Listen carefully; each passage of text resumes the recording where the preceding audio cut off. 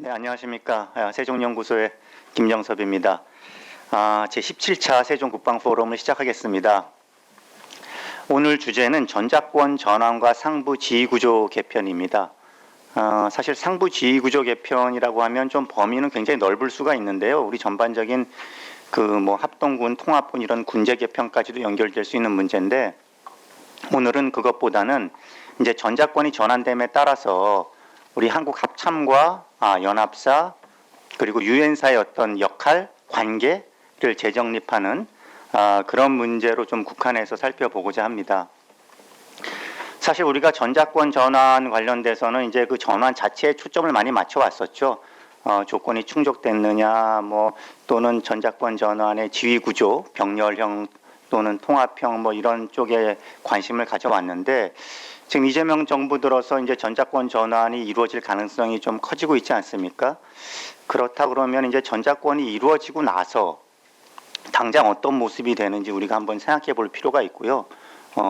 그걸 생각하다 보면 우리가 지금부터 좀 생각하고 준비해야 될 것들이 꽤 많이 있습니다. 당장 전작권이 전환되면 이제 우리 연합사령관도 한국 사성장군이고, 합참의장도 사성장군이고, 한국군 사성장군 2명이 작전 지휘를 나눠서 하게 되는 이제 그런 문제가 생기는 거거든요. 또 이제 유엔군 사령관과 그동안의 연합사령관이 사실은 역할은 분명히 다르지만 동일인이었는데, 이제 다른 사람이 되다 보면은 이 유엔사의 역할, 이 정전 관리와 또는 이제 전력 제공 역할이 이제 다른 사람 간에 이루어지게 되는 이제 이런 문제가 생겨서 우리가 고민해 볼 부분이 굉장히 많은 것 같습니다. 그래서 그런 차원에서 오늘 이 좋은 말씀 해주실 분들을 좀 모셨는데요. 먼저 이제 발제자로 2분 모셨습니다. 한명필 박사님, 카이다의 안보전략 연구센터장님 모셨는데, 센터장님 모시니까 카이다에서 막 오셔가지고 네, 그 한명필 박사님은 여러분 너무 잘 아시죠? 우리 핵 문제에 관해서 이 이론과 정책 실무를 겸비하신 아마 대한민국의 가장 이 전문가라고 저는 생각합니다. 근데 오늘은 이제 이런 지휘 구조 문제에 대해서도 아주 깊이 있는 말씀을 해주실 텐데, 주로 이제 연합사와 우리 한국 합참 간의 관계를 말씀해 주실 겁니다. 그 다음에 제 오른편에는 이제 조용근 전 국방부 대북정책관님 모셨습니다. 조용근 장군님은 이제 대북정책관 하시면서 특히 이제 북한 문제를 오래 하셨습니다. 그러시면서 이제 유엔사 업무도 굉장히 깊숙하게 해오셨고, 또 많이 싸우기도 하셨죠. 오늘 유엔사와 관련된 재반 문제를 다 짚어주실 거라고 생각이 듭니다. 그 다음에 토론자 2분 모셨는데요. 강건작 전 청와대 국방비서관님 모셨습니다. 강건작 비서관님은 주로 이제 정책, 야전 다 섭렵하신 분인데, 오늘 토론에서는 주로 이제 이 연합사와 합참 간의 관계에 중점을 두고 말씀을 해 주실 거라고 생각이 들고요. 그리고 마지막으로 김광진 전 공군대학 총장님께서는 또 여러 국방부에서 또 확장 억제 이런 여러 가지 정책적인 업무를 많이 하셨는데, 오늘은 주로 이제 유엔사 관련돼서 좀 더 초점을 맞추실 것 같은데, 이런 전반적인 지휘구조 문제에 대해서 좋은 말씀 해주실 것으로 기대됩니다. 자, 그러면 먼저 발제자분들께는 각각 한 20분 정도 드리겠고요. 토론 한 10분 정도 드리겠습니다. 먼저 한명필 박사님 부탁드립니다. 네, 귀한 자리에 초청해 주셔서 감사드립니다. 오늘 제가 말씀드릴 내용은 그 자료를 다 보시면 알겠지만은 이제 2가지 문제입니다. 하나는 그 연합사와 관련된 문제고, 또 하나는 우리 군의 자체 그 상부 지휘 구조와 관련된 문제입니다. 이게 별개의 문제이긴 하지만 상당히 이게 그 연결되어 있다. 이제 그런 부분을 말씀을 드릴 예정이고, 특히 이제 저는 이제 전작권에 따라서 한국군 지휘구조 개편까지 그 최종 상태를 말씀을 드릴 겁니다. 그래서 우리가 어떤 그 마지막의 모습을 염두에 두고 이 전작권 그 프로세스를 진행을 해야 된다라는 관점에서 말씀을 드릴 거고요. 아마 추진 전략과 관련해서는 이걸 어떻게 연계시킬 것이냐. 그러니까 뭐 연합사와의 관계를 정립하는 문제하고 한국군을 개편하는 문제하고 선후 관계를 어떻게 할 것인가는 아마 오늘 또 훌륭하신 토론자분들께서 토론을 해주실 거라고 믿습니다. 뭐 잘 아시는 것처럼 사실은 한 지난 20년 동안 우리 국방의 과제 3대 과제는 북핵 대응하고 그다음에 연합 방위태세 조정, 흔히 말하는 전작권 전환으로 대표되는 부분하고 그다음에 이제 뭐 병력 감소니 여러 가지 병양 문화 개선이니 하는 그런 국방 개혁의 문제 이렇게 지금 3대 문제가 있는데 공교롭게도 이런 문제들이 국방부 내에서는 그 각 부서가 달리 하거든요.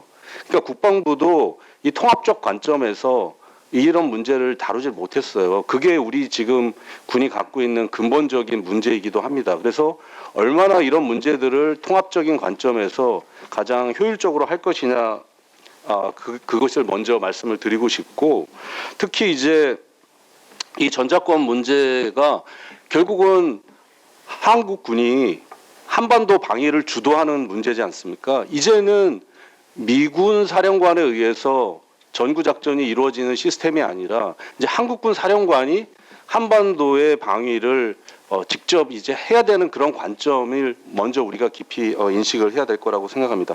현재까지 지금 저희가 한미 간에 합의된 최근의 문서는 2018년도에 뭐 SCM에서 합의한 그 전작권 전환 이후 연합방위 지침, 제가 이제 연합방위 지침이라고 말씀을 드리겠습니다. 그 연합방위 지침이거든요. 2018년도 아시는 것처럼 주한미군은 지속 주둔하고 그다음에 평시에 연합사령부하고 예하에 이제 구성군 사령부를 둔다.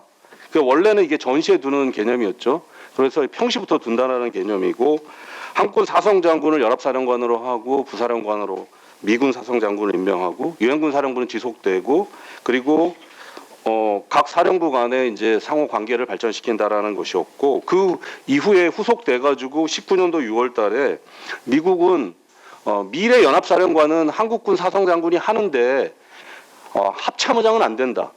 그래서 별도의 사성장군을 임명하라는 것 그런 요구가 있었습니다. 그래서 거기에 합의돼 가지고 현재는 그렇게 지금 합의가 되어 있는 상태고 그때 이제 합의된 것이 장소는 평택으로 한다라고 되어 있습니다. 그래서 현재 평택의 그 험프리스 기지에 이렇게 위치가 되어 있고요. 그래서 지금 현재 이제 합의된 이 지휘구조 아래서는 저희가 사실은 이게 뭐 부각은 되지 않았지만은 그때 당시에 사실 뭐 이 전작권 전환 관련해서 여러 가지 이제 정치적인 이념에 따라서 뭐 약간 좀 보수 쪽에서는 뭐 기존 북핵 위협을 대비해서 현행 체제를 그대로 가져가야 된다, 안 된다. 또 반대쪽에서는 뭐 이제 그런 일단 주권을 회복하는 게 필요하다. 그래서 뭐 환수 회복 이런 용어들이 쓰고 있지 않습니까? 그래서 이 어떻게 보면은 군사적인 효율성보다는 어떤 정치적이고 상징적인 그런 합의가 된 측면이 없지 않습니다. 그래서 이제 현재 지휘 구조 하에서 어떤 문제들이 있는지를 조금 더 상세하게 설명을 드리겠습니다. 현재 무엇이 문제인가? 그러면 현재 연합사 체제는 사실은 미래 연합사 체제는 2018년도 그 지침에 의하면은 간단합니다. 현행 연합사 체제에서 사령관하고 부사령관만 바꾸는 개념이죠. 그러면 과연 그렇게 사령관, 부사령관만 바꾸면 우리가 한국군이 한반도 방위를 주도할 수 있느냐? 이제 그런 의문이 남는 거죠. 그래서 이게 간단하게 그렇게 할 문제는 아니라고 생각이 되고 특히 이제 지금 뭐 우리 내부에서도 그렇지만 미군 내에서도 지금 주한미군의 전략적 유연성을 강조하는 분위기입니다. 왜냐하면 뭐 대중 견제를 하기 위해서 본인들은 약간 유연한 그런 전력 운영이 필요하다는 이 얘기죠. 그렇다면은 미국은 이 연합사 체제 하에서 한국군의 통제를 받는 그런 시스템보다는 본인들이 약간의 어떻게 보면은 또 좀 더 자유롭게 전력 운영이 가능한 그런 쪽으로 전환될 가능성이 높습니다. 그래서 지금의 이 연합 단일 구조보다는 병렬형 일본이 지금 하고 있는 그런 병렬형 구조에 대한 문제 제기도 가능하다. 그런데 저희 입장에서는 기존에 합의된 그 다시 이제 병렬형 지휘 구조 얘기가 나오면은 사실 전작권 전환을 현 정부 임기 내에서 하기는 좀 어려워진다고 저는 봅니다. 그래서 일단 합의된 단일 지휘 구조 하에서 추진하는 것을 원안으로 하는 것이 맞다고 보고요. 그래서 다만 거기에 대해서는 좀 대비할 필요가 있다고 생각이 되고, 지금 이제 사실 전작권 전환 준비는 군 차원에서는 합참 주도로 하고 있죠. 그래서 이제 문제는 합참 의장이 미래 연합사령관이 아님에도 불구하고 전작권 전환 준비를 뭐 FOC나 FMC나 나중에 이제 그런 과정을 이렇게 하기 때문에 약간의 이제 그 불일치 현상이 발생이 되는 거죠. 사실은 그 미래의 한국군의 그 지휘하고 정구작전을 주도할 사령부가 그거를 준비해서 FOC, FMC를 하는 게 맞죠. 기본적으로. 준비 상태를 그렇게 체크하는 게 맞는데 지금은 그런 불일치 문제가 있다. 그리고 과거에 지금 연합사 체제는 대규모 뭐 저희들이 아는 것처럼 유사시가 되면은 뭐 대략 한 뭐 70만 이상의 전 세계에 있는 미군들을 조합해서 다시 한반도로 증원하고 그 증원 전력을 통해서 연합군 사령관이 한반도 정구 작전을 수행하는 체계였죠. 그런데 과연 지금 그것을 우리가 기정사실화할 수 있느냐 불확실합니다. 사실 미국이 대놓고 얘기하지만 두 개의 정부에서 동시 전쟁을 치를 능력이 없다라고 이제 공공연하게 얘기하고 있는 상황에서 한국군 과연 사령관이 됐을 때 그러면은 그것이 미군 사령관도 어려운데 과연 가능할 것이냐에 대한 문제가 있고, 자 이런 시스템으로 간다면은 이제 한국군은 사실은 위기 관리, 전시 전환, 그 다음에 전쟁이 발발했을 때 초기 대응, 미국의 지원 전력이 얼마가 올지는 모르지만 그런 문제, 그리고 전쟁 지속과 관련된 그 모든 역량을 사실 한국군이 갖춰야 된다는 그런 문제가 있습니다. 특히 이제 기존에는 사실은 그 지원 전력 안에 저희가 뭐 또 그런 삼군 균형 발전이라는 큰 가치 속에서 어떻게 보면 지금 이제 2040년도 경에는 상비 병력 35만을 유지할 수밖에 없는 상황이 됐습니다. 그리고 그렇게 하다 보니까 현재 50만에서 과거 70만에서 뭐 60만, 50만 이제 35만까지 감축해야 되는 상황에서 대부분은 육군을 감축하고 있거든요. 그런데 향후에는 사실은 미군은 해공군 위주로 지원을 하고 지상군은 한국군이 담당하는 그 구조로 갈 수밖에 없는 상황입니다. 그런데 우리는 육군 위주로 감축을 하고 있거든요. 그러면 우리가 그 3군 균형이 더 핵심적인 가치인지 한반도 정구작전을 우리가 승리하는 것이 가치인지 따져볼 필요가 있다는 거죠. 그리고 현행 이제 그 연합방위 지침을 우리가 지속했을 경우에는 제가 4가지 문제점을 이제 지적을 해놨습니다. 일단 한국군 연합사령관하고 미군 연합사 부사령관 같은 경우에 의사결정 구조가 왜곡된다. 이게 지금 현행 연합사령관은 주한미군 사령관, 그러니까 인도태평양 사령부의 그 하위 사령부로서 통제를 받는 주한미군 사령관을 겸하고 있고, 그리고 미 합참의 통제를 받는 유엔군 사령관을 또 겸하고 있습니다. 그리고 한미의 그 제공된 전력을 전시에 지휘하는 연합사령관 3개의 직책을 가지고 있고, 또 이제 그 전략적 정책적 결정을 하는 MC가 이제 한 합참 의장이랑 미 합참 의장을 하게 돼 있는데, 사실 한반도에서 그런 어떤 전략적 결정이 수시로 필요한데, 그래서 그걸 대신해서 PMC, 퍼머넌트 밀리터리 커미티를 운영할 때 그 주한미군 선임 장교로서 또 역할도 하고 있어요. 그러다 보니까 이게 연합사 부사령관이 되지만 PMC를 할 때에는 우리 의장하고 카운터파트가 됩니다. 이제 그러다 보면은 부하이면서 또 상관이 되는 이런 문제가 발생을 하게 되어 있고요. 그리고 또 주한미군 사령부가 사실은 지금은 거의 핵심적으로 편성이 되어 있습니다. 그래서 지금 그 아까 말씀드린 3개 핵심 사령부 중에서 주한미군 사령부가 정보 및 여러 가지 그 기능들을 다 가지고 있는데, 이게 이제 연합사령관 자리를 놓으면서 과연 그런 미국의 그런 지원들, 정보 지원 이런 부분들을 우리 연합사령관이 제대로 받을 수 있느냐의 문제가 있고요. 그다음에 유엔군 사령부하고도 문제가 또 있지 않습니까? 이거는 지금도 얼마 전에 또 뭐 그 출입 문제 관련해서도 얘기가 뭐 주권의 문제 뭐 이런 문제가 나왔지만은 그 문제는 지속된다. 그리고 특히 이제 우리 군에서도 문제가 되거든요. 이건 나중에 제가 말씀드릴 부분이지만 지금 현행 구조는 평시 작전권을 우리 합참의장이 가지고 있지 않습니까? 그러다 보니까 이 전시 전환이나 전쟁 준비 관련해서는 그럼 연합사령관이 사실 자기들이 쓸 그런 태세를 갖추기 위해서 여러 그 코다라고 하는 그 연합관할 위임 사항을 10대 뭐 6개인가 7개를 주고 있습니다. 그 제가 여기다 기록해 놨는데 그러면 전작권 전환 이후에도 한국군 사령관끼리 그렇게 해야 되는 문제가 발생이 됩니다. 이게 좀 웃기지 않습니까? 같은 정부 내에서 우리 의장의 그거를 우리 사령관한테 이렇게 또 위임해 줘야 되는 이런 문제가 발생을 하게 되어 있습니다. 그래서 어떻게 해결해야 되냐면은 제가 여기서 한 6가지 사항을 일단 얘기를 해놨는데요.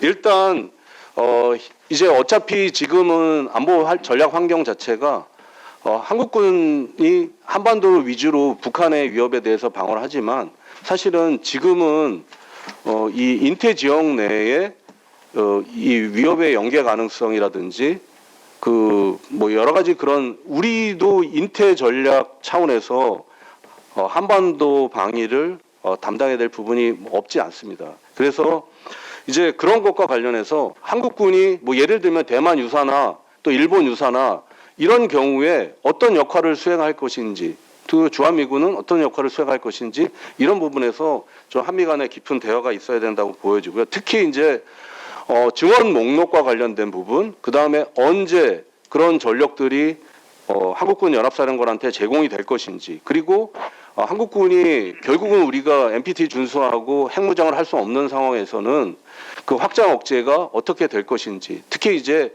한미가 지금 CNI 그 핵재래식 통합을 하고 있는데 과연 한국군 연합사령관이 CNI 작전을 통제할 수 있는지 이제 이런 문제들이 저 한미 간에 구체적으로 합의가 돼야 될 부분입니다.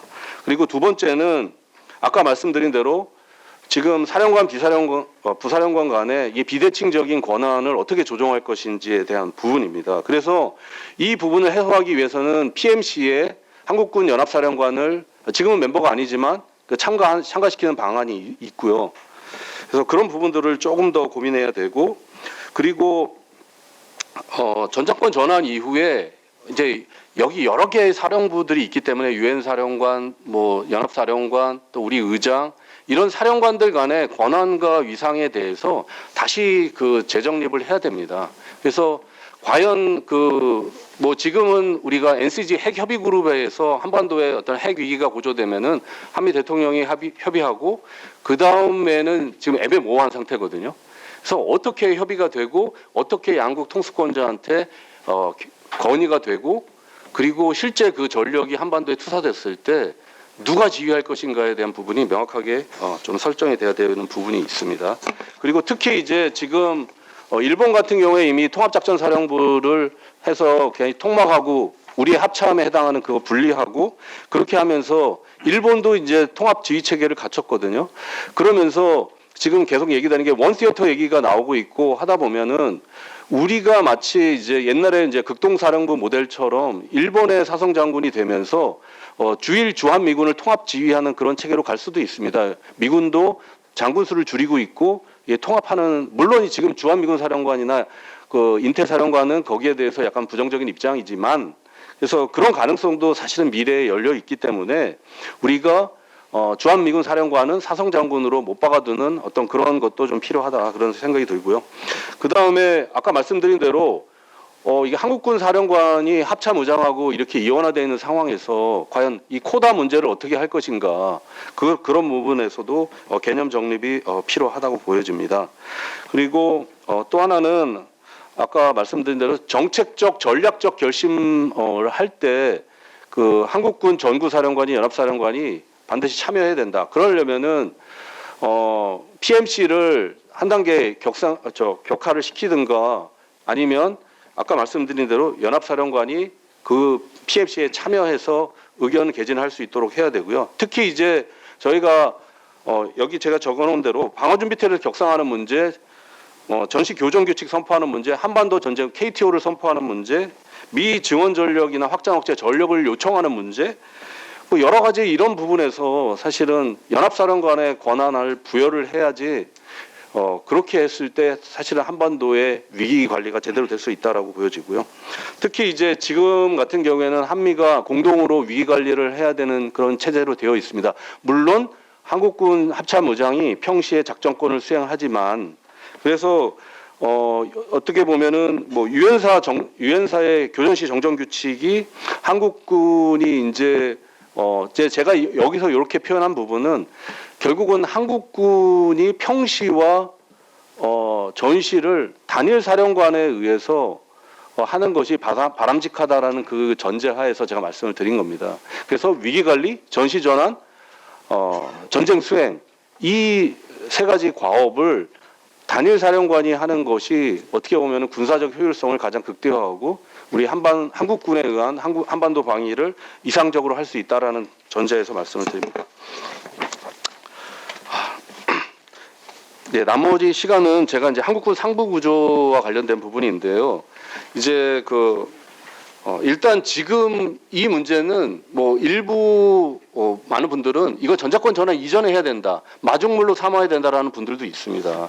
근데 저는 약간 그 부분에 대해서 만약 한국군 개편을 먼저 하고 전자권을 하면은 이게 과연 이 덩어리가 어떻게 보면 더 클 수도 있거든요. 그래서 저는 전자권 지금 트럼프 대통령 할 때가 기회라고 보여지고 그래서 전자권을 먼저 어느 가시화한 다음에 그 다음에 이 한국군 개편을 해야 되지 않느냐. 한국군 문제는 뭐가 문제냐? 일단 합참의장이 너무 과중하다라는 겁니다. 여기 보면 5개의 기본적인 임무 범위를 가지고 있고 우리 주한미군 사령관은 뭐 3-4개 캡을 쓰고 있다면 우리 의장님은 더 많은 캡을 쓰고 있어요. 그러니까 이게 실질적으로 인간이 할 수 있는 한계를 넘어선다고 보여집니다. 그러면 어딘가는 문제가 생기는 거죠.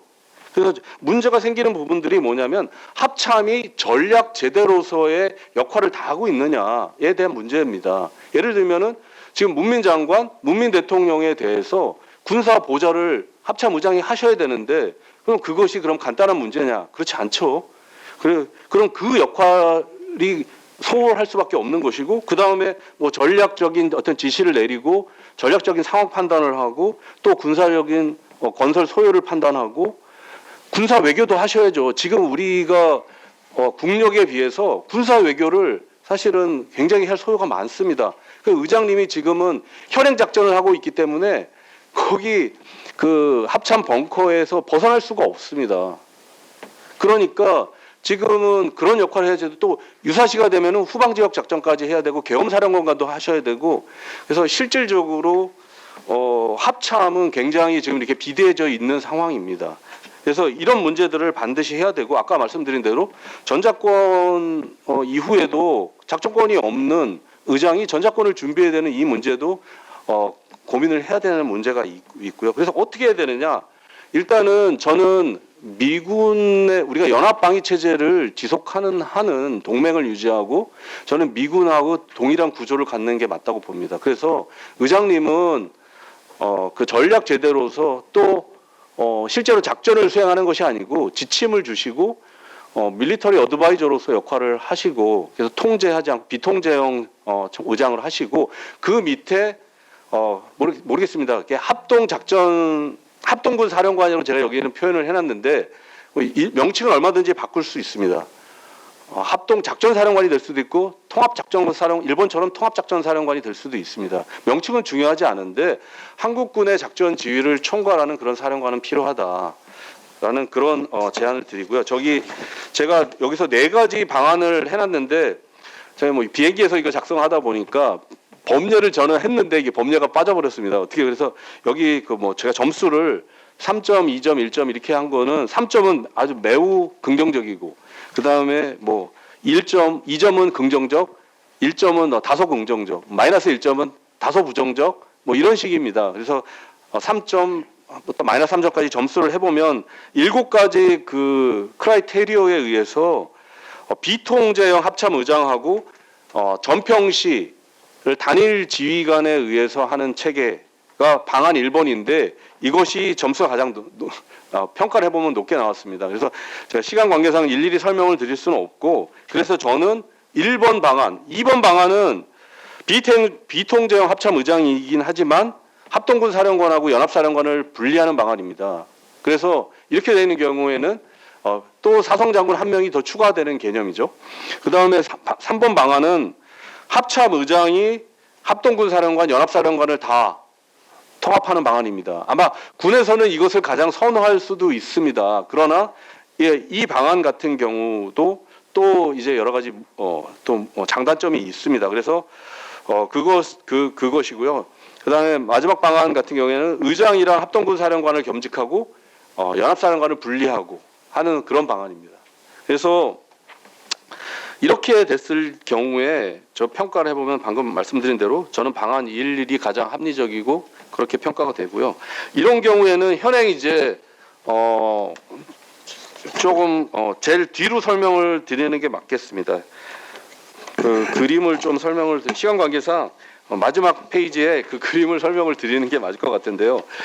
저희가 이게 혹시 보면은 이게 이제 뭐 통합군제 아니냐. 그래서 통합군제는 사실 군령과 군정을 한 사람이 하는 거거든요.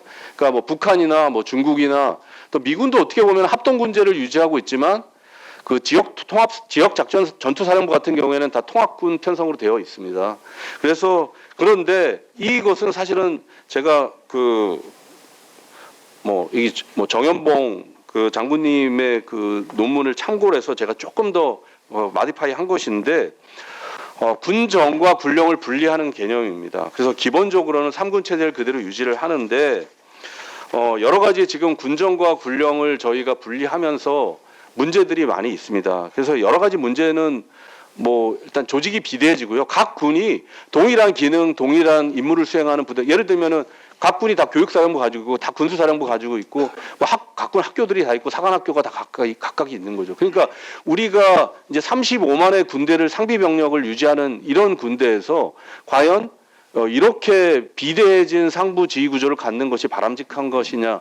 어떻게 하면은 저희가 스퀴즈 아웃하게 되거든요. 상부 구조를 간편하게 하면서 충분한 전투 병력을 창출해야지만 저희가 한국군이 실제로 어떤 위기 상황에도 대비할 수 있다고 보여집니다. 그런 관점에서 군정은 국방부 중심으로 돌리는 개념이고 군령을 그래서 저는 각 군 본부를 총장이 사령관을 겸직하는 개념으로 슬림화하는 개념이고 지상군 사령관 같은 경우에는 지작사하고 통합해서 하나의 사령부로 하는 개념입니다. 해군도 마찬가지 그 해작사와 각군 해군 본부를 통합하는 개념으로 그렇게 했을 때 의장님은 자문을 역할을 수행을 하고 합동군 사령관은 연합사령관을 겸직을 하고요.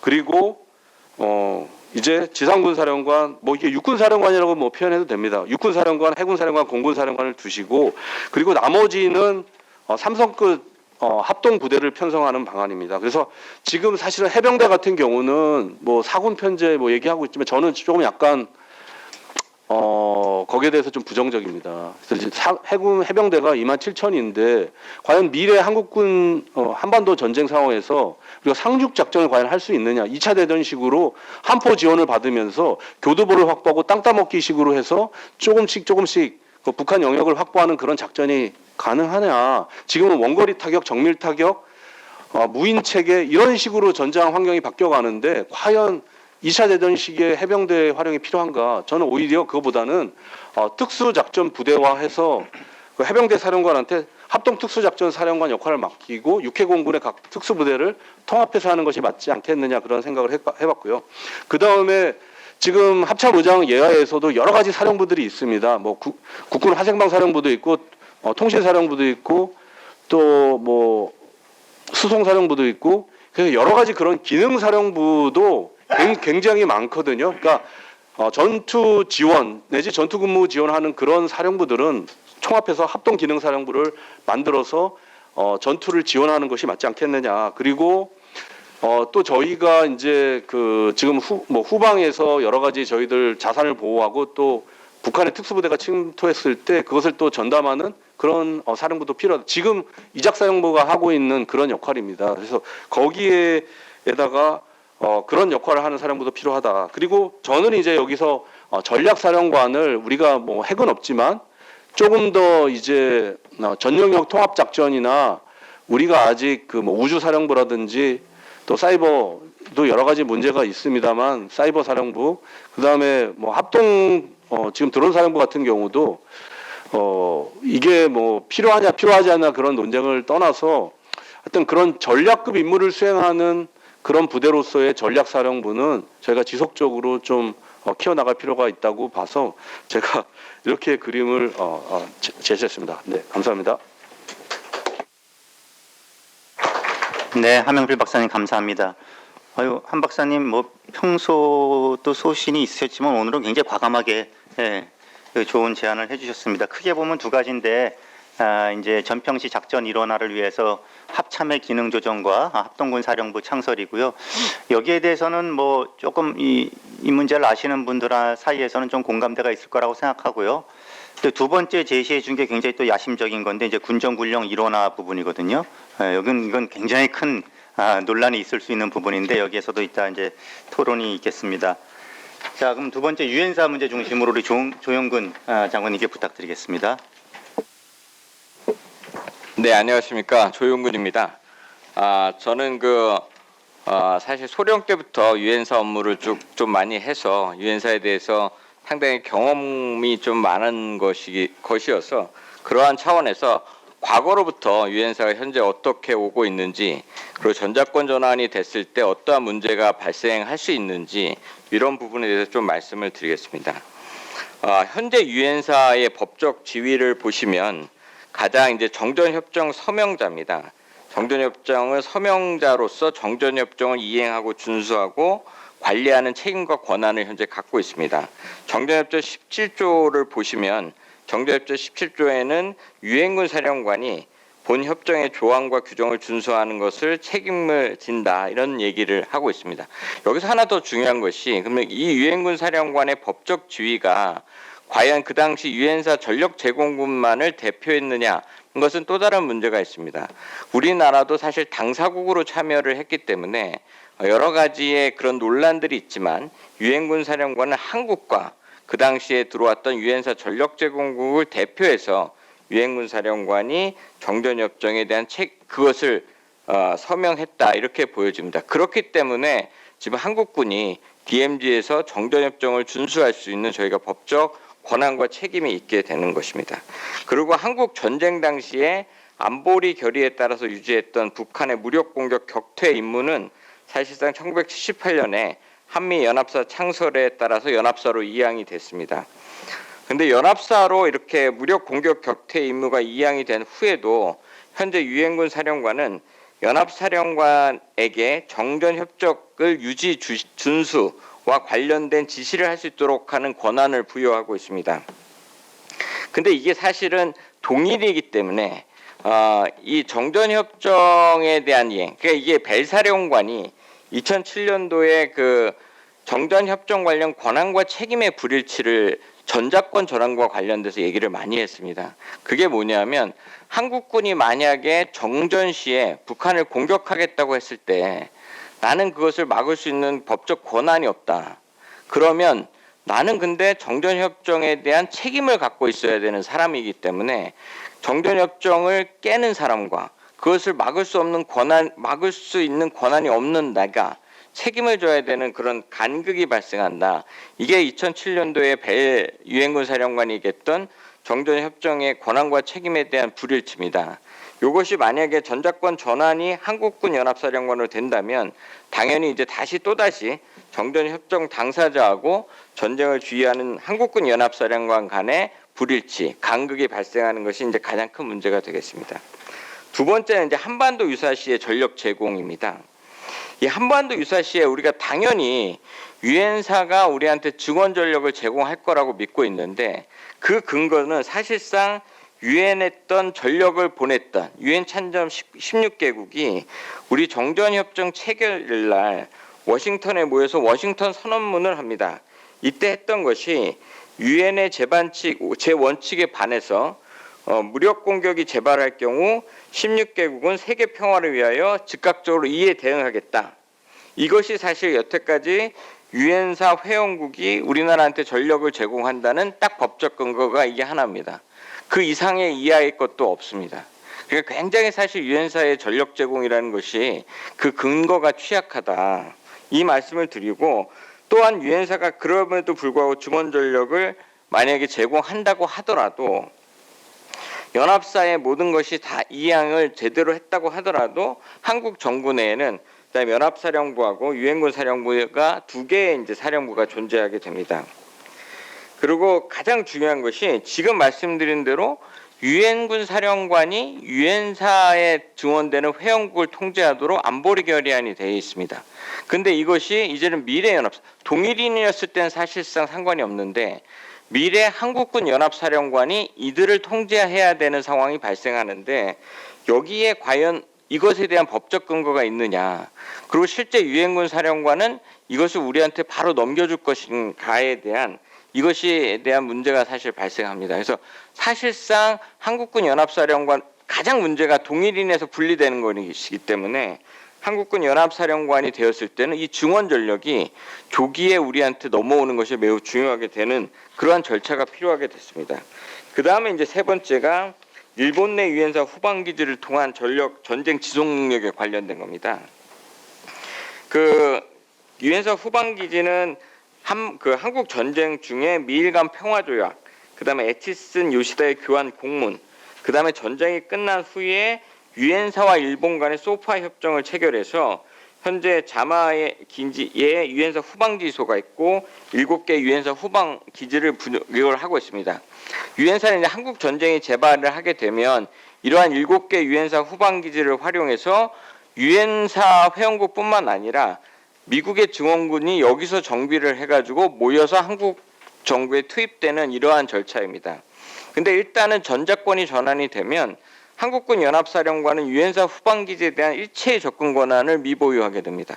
가질 수가 없습니다. 근데 실제 이제 연합사령관 입장에서는 가장 중요한 증원 전력은 일본에 모이게 되는데 본인이 거기에 대해서 정보 권한이라든가 어떤 통제할 수 있는 이러한 부분에 대한 권한이 전혀 없기 때문에 사실 한국군 연합사령관이 전작권이 전환이 된다면 이 후방기지에 대한 접근 권한과 협조 체계의 발전이 필요합니다.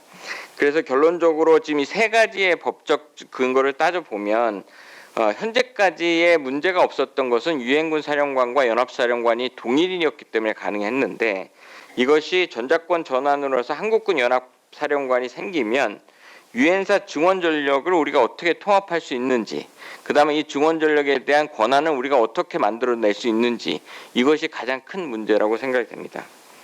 전작권 관련된 그간 유엔사 역할 변화는 이것은 이제 많이 알고 계신 내용인데 이승만 대통령께서 메가더 유엔군 사령관에게 커맨더 어소리티라는 지휘권을 이행한다는 서한을 발송을 합니다. 이때 메가더 유엔군 사령관은 이 지휘권을 받아서 7월 17일 날 육군은 제8군 사령관 워커 중장에게, 해군군은 극동 해공군 사령관에게 이양됐습니다. 정전협정 체결 이후에 이 한국군에 대한 주휘권에 대한 얘기가 논의되자 54년 11월 17일 한미 합의 의사록에서 유엔사가 한국 방위를 책임지는 동안은 한국군을 유엔군 사령관의 작전 통제권 하에 둔다라고 합의가 됩니다. 당시에 이 작전 통제권 용어를 쓴 것이 우리가 아니고 미군입니다. 그래서 한국군이 뭐 이렇게 부대 훈련해야 되는 거, 한국군이 무기를 구입해야 되는 거, 이런 부분은 이제 한국군 몫이다. 다만 작전에 관련되는 것은 자기네들이 하겠다라는 형식으로 사실 한미 합의 의사록을 맺을 때 자기들의 그 책임과 권한을 조금 줄여줬던 부분이 있었습니다. 그 밑에 표로 보시면 사실 가장 크게 달라지는 것이 부대 훈련에 관련된 부분입니다. 부대 훈련은 이제 한국군이 하는 것으로 이양됐습니다.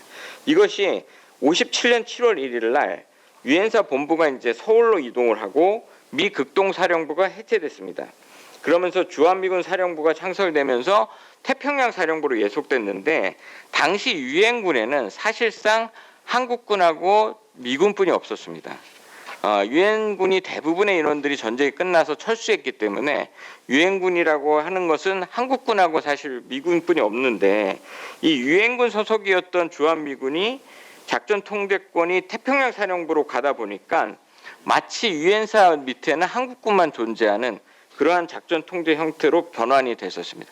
되게 이원화되어 있다는 것이 74년 7월 1일에 유엔사 주한미군 사령부 제8군 사령부를 통합해서 하나의 참모부로 만듭니다.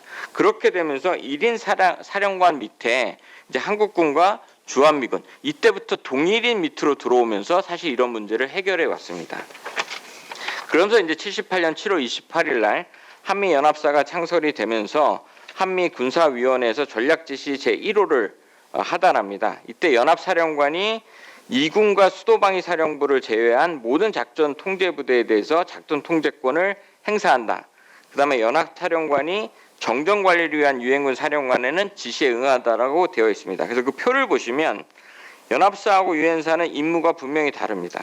그다음에 지휘 계통도 이렇게 보시면 한미 연합사는 한미 양국 대통령에게 보고하고 지시를 받습니다. 그다음 한미 합참 의장으로부터 전략 지시를 받는데 유엔사는 미 합참 의장으로부터만 전략 지시를 받고 미국 대통령에게만 보고하도록 되어 있습니다. 그러니까 이것에 대한 사실 갭이 있습니다. 그러니까 한국군이 유엔사에 들어갈 수 있는 것은 전혀 없습니다. 그래서 상호 관계를 보시면 연합군 사령관은 정전 업무에 관하여 유엔군 사령관의 지시에 부응하도록 되어 있습니다. 이것에 대해서 벨사령관이 전작권에 전환이 됐을 때 굉장히 문제가 발생한다고 제시했던 것이고, 이것이 가능했던 것은 밑에 보시면 연합군 사령관과 유엔군 사령관은 동일인이었기 때문에 가능했었습니다.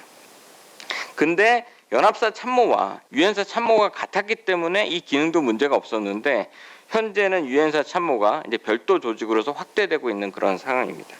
그래서 이것을 전체적으로 주요 쟁점 및 대응 방안을 보시면 가장 큰 이제 문제가 정전 협정 체제를 하는 유엔사와 미래 연합사가 사람이 달라짐으로써 이원화가 됩니다.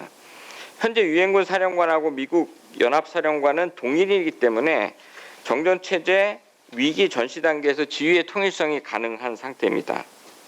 근데 전작권 전환 이후에는 유사시에 유엔군 사령관의 정전 체제를 유지하라고 하는 권한, 그 다음에 위기 및 전시에 코다에 의해서 한국군 연합사령관이 수행하는 권한의 괴리가 발생합니다.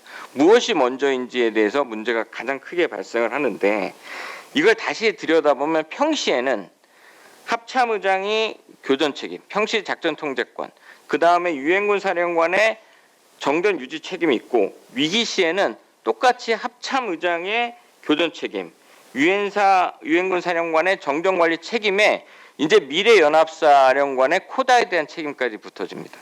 그리고 다시 전시가 되면 이제 한국군 연합사령관의 전시, 그다음에 유엔군 사령관의 전력 증원, 이렇게 굉장히 많은 사령관들에 의해서 이게 지휘 구조에 문제가 생기는 것이 가장 큰 문제로 보입니다. 이거는 지금 한명필 박사님이 말씀하셨던 거랑 동일하고, 그래서 버엘 유엔군 사령관이 07년도에 우리가 그 전작권 얘기가 한참 나왔을 때 했던 얘기가 정전협정에 대한 권한과 책임의 불일치였습니다. 그리고 제가 보기에 더 느껴지는 것은 지금 이제 저희가 DMZ 관할권에 대해서 유엔사하고 조금 정부가 갈등을 있는데, 미군 사성장군이 주한미군 사령관도 하지만 실제적으로 한국하고 관련된 것은 유엔군 사령관만의 직책을 수행하게 됩니다. 그렇기 때문에 지금 관할권처럼 한국군한테 정전협정을 유지해라, 그러니까 위기나 전시로 가지 말라고 과도한 정전협정 유지를 준수하라고 우리를 강제할 가능성이 있고, 그것은 지금 현재 그 법적 효력이 있는 상태이기 때문에 그때 우리가 어떻게 할 거냐, 이러한 문제가 크게 발생할 것으로 예상이 됩니다. 그래서 가장 중요한 것은 이게 전작권 전환이 돼서 평시, 위기시, 전시로 이어지는 전쟁 발발 단계에서 합참의장, 유엔군 사령군, 한국군 연합사령관이 책임과 권한이 연장선 상에서 이양되도록 법적 제도적 절차를 마련하는 게 중요합니다. 제가 뒤에 결론에다가 문서화된 인터페이스가 필요하다고 얘기를 했는데, 이것이 이제는 동일이라는 사람이라는 그러한 구조에서 이제 굉장히 합의된 정교한 문서가 있지 않으면 너무 많은 사람들이 다른 이익을 갖고서 이것을 바라보게 된다. 이것이 가장 중요한 거라고 생각이 되고, 그렇기 때문에 이제는 그러한 문서, 그 다음에 합참 유엔사 미래연합사 간에 공동으로 위기를 관리할 수 있는 제가 영어로 조인트 크라이시스 셀이라고 써놨는데, 이런 걸 상설화해서 세 기구가 서로 일원화된 단계별 대응 체제가 마련이 필요하겠다는 생각이 들고 유엔사 별도 참모부 만들어지는 곳에 한국군 고위장성이 파견이 돼서 이 괴리는 분명히 생깁니다.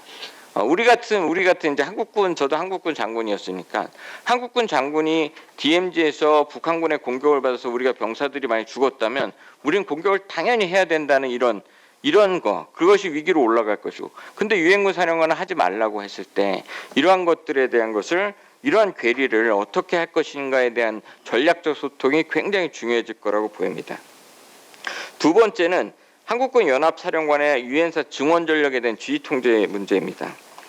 여태까지는 유엔사 증원 전력에 대해서 미 연합사령관의 지휘 통제는 동일 인물이라는 것 말고는 없었습니다.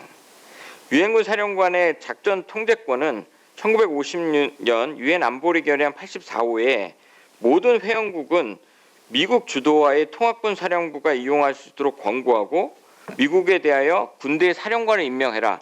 이것에 의해서 지금 유엔사 증원 전력에 대한 작전 주의권, 통제권이 있는데, 한국 전쟁이 재발했을 때 과연 한국군 연합사령관은 유엔사 부대에 대한 작전 통제권에 대한 법적 근거가 어디 있느냐에 대해서 사실상 지금 없는 상태입니다. 그럼에도 불구하고 지금 한미 작전 계획을 보면 유엔사 증원 전력은 너무나 당연하게 연합사로 편입을 돼서 그것이 한국군 증원 전력으로 쓰는 것으로 되어 있는 것이 사실상 이게 동일이기 때문에 내가 넣겠다라는 의지를 유엔군 사령관이 갖고 있는 거기 때문에 이게 당연하게 되어 왔었는데, 이게 한국군 연합사령관으로 변경이 되면 이것이 이제 분리돼서 당연시할 수 있는 상황이 아니게 됩니다. 그래서 이것이 제일 중요한 것이 한국군 연합사령관이 유엔사 증원 전력에 대한 권한을 사실 가져야 되는 것이 가장 중요합니다. 갖는 방법은 사실 유엔사는 그 유엔의 산하기구가 아닙니다. 여러분들 아시겠지만 아까 같이 안보리 결의안이 미국 주도의 통합군 사령부에 이용할 수 있도록 권고를 함에 따라서 사실 트루만 대통령이 그 권한을 가졌다가 트루만 대통령이 그 권한을 다시 미국 합참한테 이양합니다. 그래서 지금 합참에 예하됩니다. 미국 합참이 전략 지시를 유엔사를 통해서 한국군 연합사령관한테 유엔사 증원 전력을 지휘 통제를 하라는 명문화가 되면 사실상 가능한 것으로 보입니다. 그래서 가장 중요한 것이 그 법적 기반을 먼저 만들어야 되고, 두 번째는 이제 연합사령관이 실질적으로 유엔사 전력 제공국의 그러한 증원 전력을 직접 통제해야 하기 때문에 직접적인 관계 형성을 하는 것이 중요하다. 이제는 유엔군 사령관이 아닌 사람이, 외국군 사성장군이 자기 나라를 통제한다는 것에 대한 회원국들의 그러한 공감이 형성이 필요하다고 보여집니다. 그래서 그러한 것들이 필요하다고 보여지고, 특히 또 유엔사 별도 참모부에도 한국군을 이제 파견해서 유엔사 증원 전력은 당연히 미래 연합사로 편입하는 그러한 창구로서 기능을 해야 된다고 생각을 합니다. 그리고 이제 그 후방기지 통제 문제인데, 아까 말씀드린 것처럼 후방기지와 증원 전력의 이제 그 구체화 문제를 좀 말씀드리면, 증원 전력에 대한 법적 근거를 말씀드린 대로 워싱턴 선언문이 전부입니다. 지난 정부 때 유엔사 회원국을 18개국으로 늘렸습니다. 그중에 14개국은 유엔사 전력 제공국, 워싱턴 선언문에 서명했던 국가고 4개국은 의료 지원국입니다. 사실상 의료 지원국이 우리나라에 전력을 제공할 수 있는 법적 근거는 없습니다. 왜냐하면 워싱턴 선언문에 서명하지 않았습니다. 지금 갖고 있는 것은 미 합참 의장의 전략 지시입니다. 그래서 사실상 우리가 아무 권한이 없는 것 같지만 우리는 당사국입니다.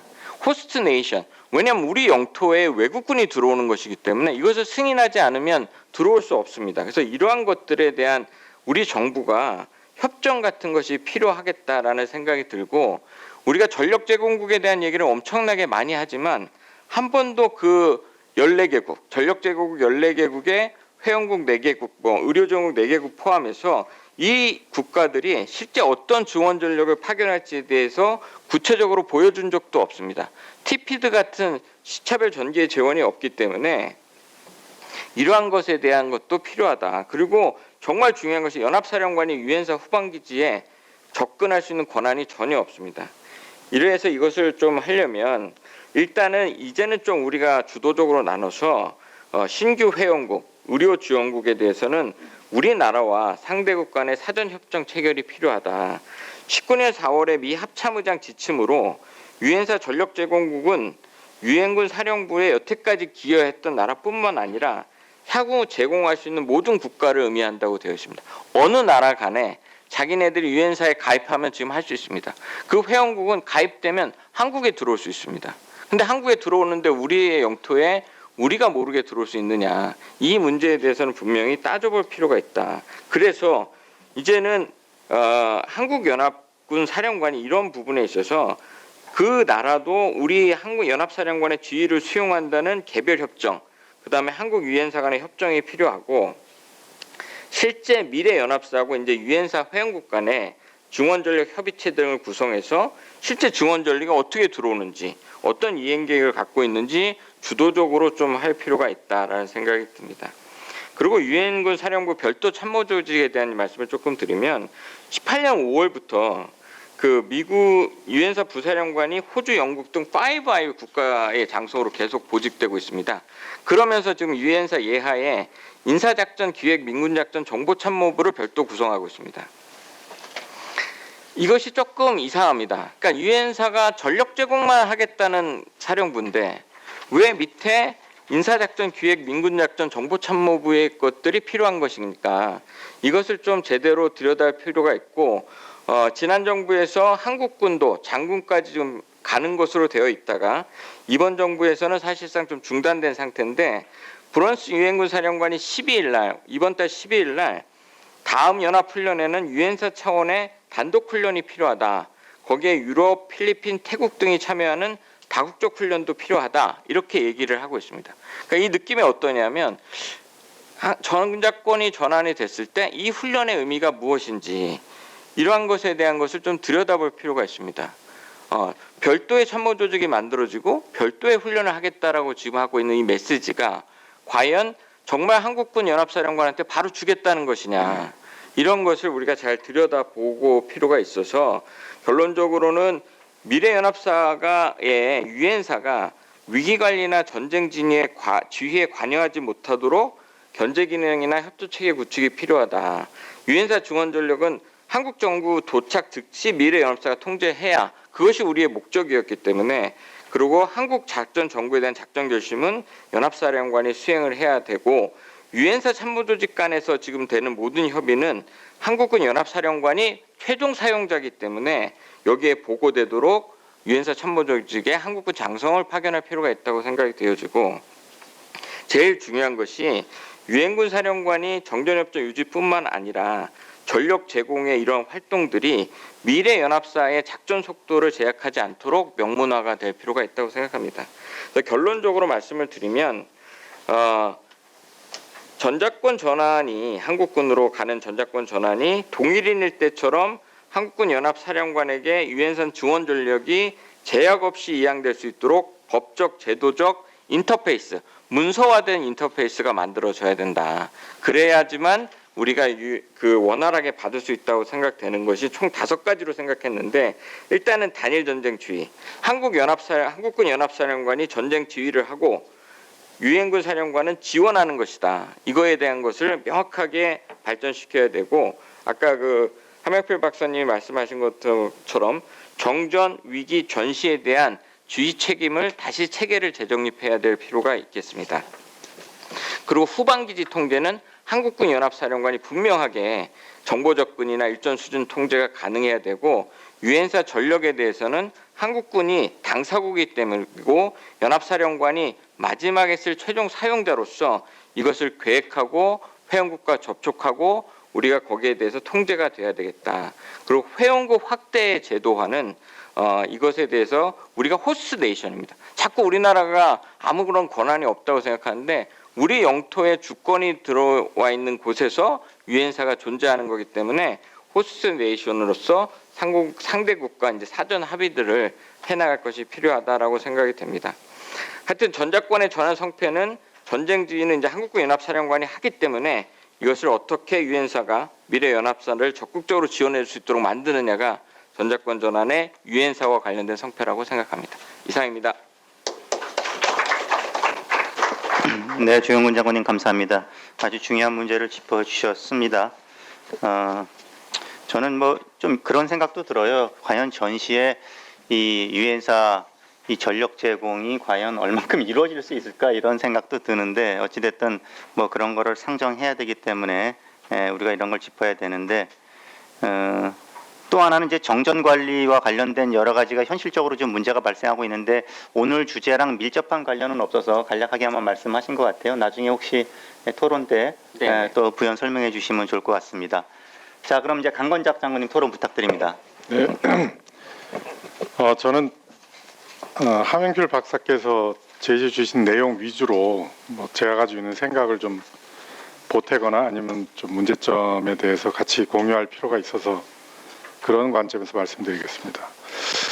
먼저 미래사령부 지휘권의 어떤 모순적 구조에 대해서는 너무나 충분히 공감을 합니다. 사실 제가 국방개혁비서관을 하면서 이 문제를 그 당시에 깊이 들여다본 일이 있고 이제 한 박사님께서 제시해 주신 그런 모순적 문제에 대해서는 사실 그때 인식을 하고 사실 국방부와 합참과 그 해결 방안에 대해서 굉장히 깊이 있게 논의를 했는데 그때 나온 어떤 솔루션도 한 박사님께서 이렇게 제시해 주신 내용과 굉장히 유사했다 하는 말씀을 드립니다.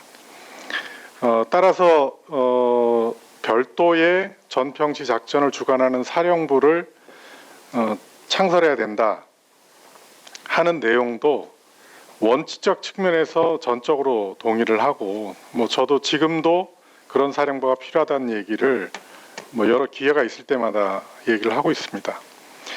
다만 뭐 합동이냐 통합이냐 하는 문제는 사실은 우리 그 현재 지휘구조가 가지고 있는 사실 합동군 차원의 어떤 합참 중심의 지휘 체계가 좀 느슨하다. 거기에 따른 문제점들이 여러 번 노출됐기 때문에 조금 더 미래의 이 사령부는 전평시 작전을 통과하는 사령부는 조금 더 강력한 지휘권을 가져야 한다. 강력한 지휘 체계로 통합이 돼야 된다는 측면에서 합동보다는 통합이라는 용어가 좀 적절하다라고 저는 평소에 생각을 해왔습니다. 근데 이제 이 통합작전사령부가 언제 창설되어 되는 것이 좋은가 하는 문제는 사실 우리는 연합사령부 이게 뭐 미래연합사령부이든 지금이든 사실 굉장히 명확하지 않은 상태에 좀 있거든요. 이게 이제 연합사령부가 출발한 그 배경부터 이게 뭐 한미가 상호 뭐 조약 차원에서 합의한 것도 아니고 어떤 군사적 지침 수준에서 시작이 돼서 지금까지 오고 있고 어떻게 보면 그 틀 안에서 우리는 연합사령관 주도로 정말로 너무나 당연하게 평시부터 그 다음에 전시전환, 그냥 위기관리 단계, 그 다음에 전쟁의 여러 단계가 거의 자동적으로 확고하게 진행될 것으로 생각을 해오고 뭐 모든 훈련 또는 제가 군생활을 하면서도 그 속에서 뭐 어떤 역할이나 이런 걸 많이 해왔지만 그 자체가 굉장히 변수가 많다. 이를테면 우리가 전쟁을 선포하는 권한, 그러니까 뭐 선전포고를 하는 권한, 우리 헌법이나 법률에는 대통령한테 그 권한이 있죠. 그리고 이것을 국회 승인을 받아야 합니다. 그런 점에서 사실 연합지휘체제가 끼어들 여지는 없어요. 그런데 연합사 차원에서는 연합사령관이 사실 전시로 넘어갈 건가를 판단하고 판단은 하지만 사실 승인은 각 국가의 승인을 받아야 합니다. 미국은 선전포고 권한이 뭐 미리 따지면 의회에 있죠. 의회에 있고 행정부는 의회 승인 없이 60일 한도 범위 내에서 73년도 전쟁법이라고 하는 법률에 의해서 그 권한이 60일 동안은 위임돼 있는 상태이고 뭐 그것은 뭐 법적인 절차가 그렇다 하더라도 그것을 승인해 주는 어떤 이유는 되게 정치적인 관점에서 바라볼 겁니다. 더구나 뭐 최근에 발표된 미 국가안보 전략에서도 사실은 한국의 독자적 어떤 그 한반도 작전에서의 독자권을 좀 더 미국은 여지를 두려는 그런 움직임이 분명히 있기 때문에 사실 우리가 가지고 있는 연합 체제가 원활히 가동될 것인가 하는 것은 우리의 바람일 뿐 아닌가라는 생각을 저는 평소에 하고 있거든요. 그러면 그 어떤 정치적 관점과 군사적 관점의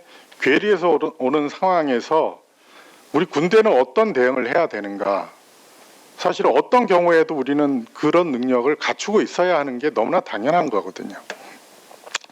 뭐 조금 더 예를 구체적으로 하나만 더 들어보면 이를테면 북한이 백령도를 점령하려는 활동을 했다. 실제로 공격을 해서 백령도를 점령을 한다라고 가정을 해보죠.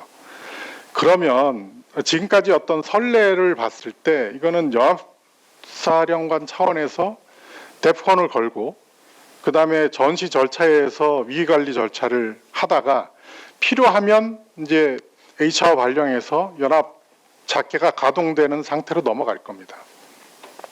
이것이 우리가 일반적으로 생각하는 것인데 만약에 그 동시에 중국이 대만을 점령하려는 아주 구체적인 시도가 있다.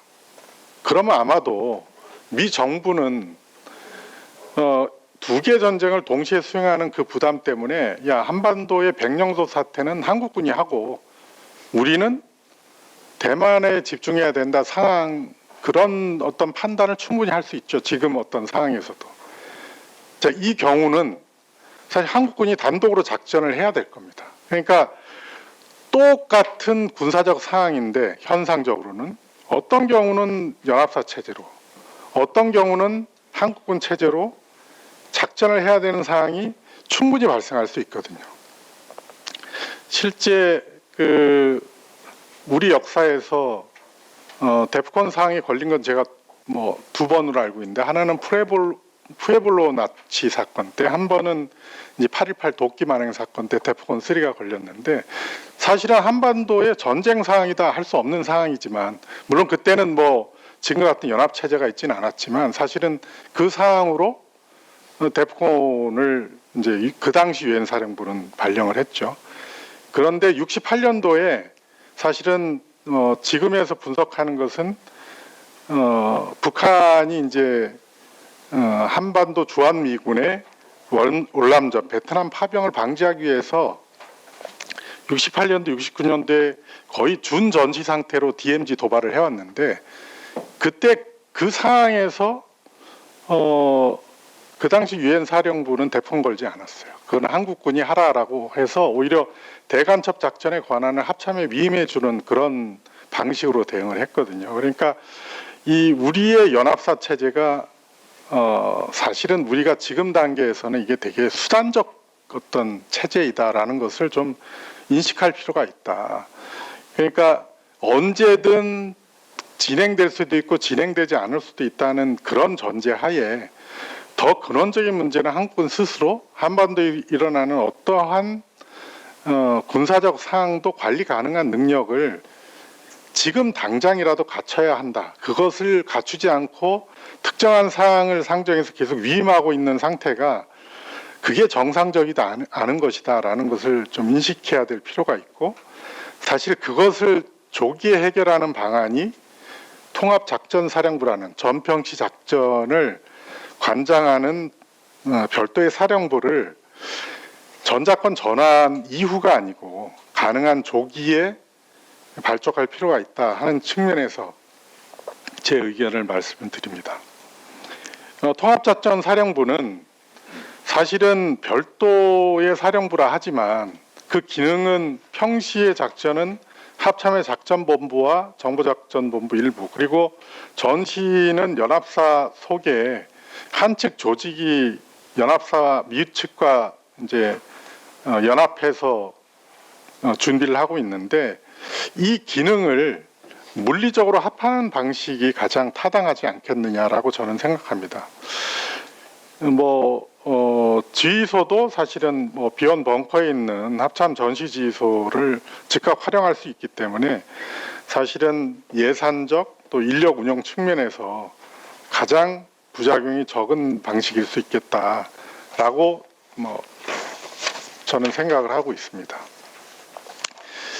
합참의장을 별도 완전 군령권에서 벗어난 비통제형으로 할 것이냐, 이 문제는 사실은 저는 통합작전사령부는 순수한 군사작전에 좀 주안을 두고 한 박사님 말씀하신 여러 기능, 특히 통합작전, 그러니까 통합방위, 그 다음에 기타 그 계엄이나 이런 부가적 업무는 합참의장이 그대로 수행을 하고, 그런 측면에서는 합참의장이 군령에서 완전히 제외되기보다 일부를 수행하는 것이 효율적이지 않겠느냐라고 생각을 합니다. 기능사령부에서 통합작전사령부 얘기는 그것으로 가늠을 하고요. 합동 기능사령부를 통합하는 방안도 이런 사령부를 통합하는 것까지는 좋지만, 이 역시 합참이 직접 통제해서 지원하는 방안도 있겠다.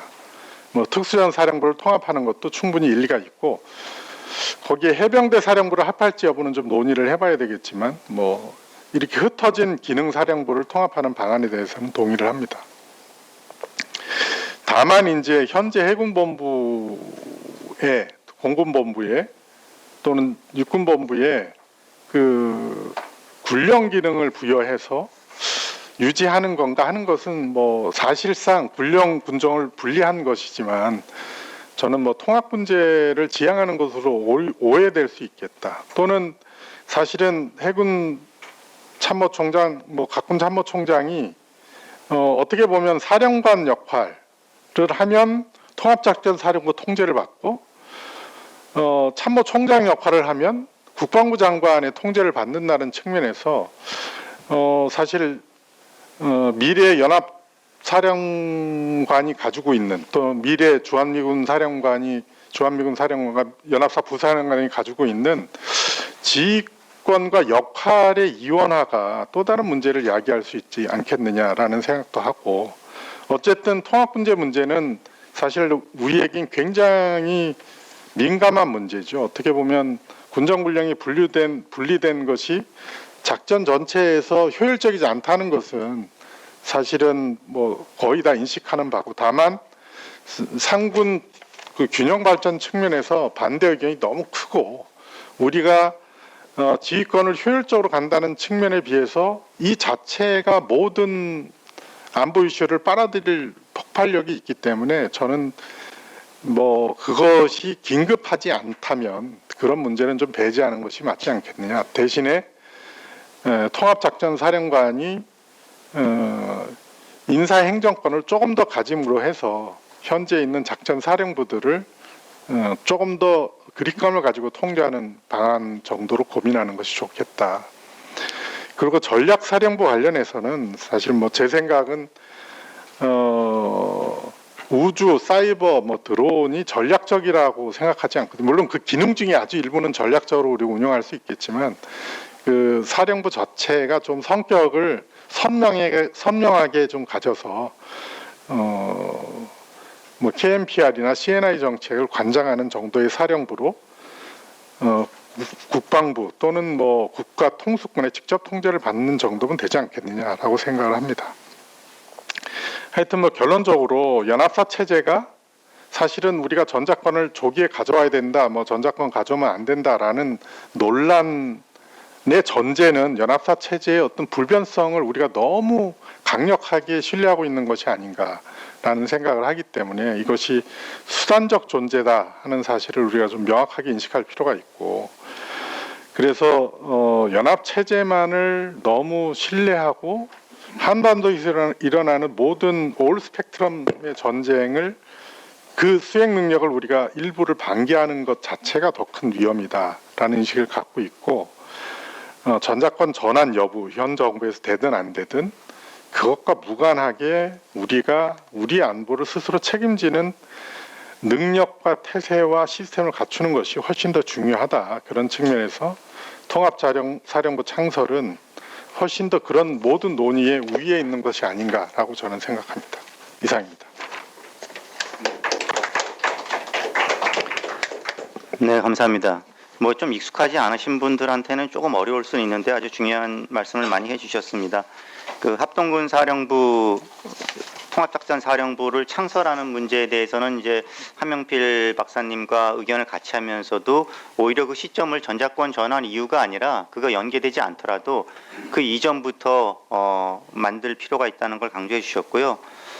다만 한 박사님과 또 두 번째 문제에서는 좀 다른 것이 이제 지상, 해상, 공중 공군 사령부를 창설하는 문제는 이게 이제 우리 군제의 근간을 좀 바꾸는 거라서 좀 신중하게 접근하자 이런 의견을 주셨습니다. 자, 마지막으로 그러면 김광진 장군님 토론 부탁드립니다. 네, 김광진입니다. 그렇게 마지막 토론을 하게 되면 보통 좀 그 마지막 순서가 오면 좀 부담감이 있을 수 있는데 오늘은 흥미롭게도 앞에서 굉장히 그 중요한 얘기들을 많이 해줘서 오히려 제가 마지막 순서가 돼서 뭔가 지금까지 나온 얘기를 좀 종합적으로 이렇게 전체적으로 좀 바라볼 수 있는 그런 기회가 됐다는 생각 듭니다.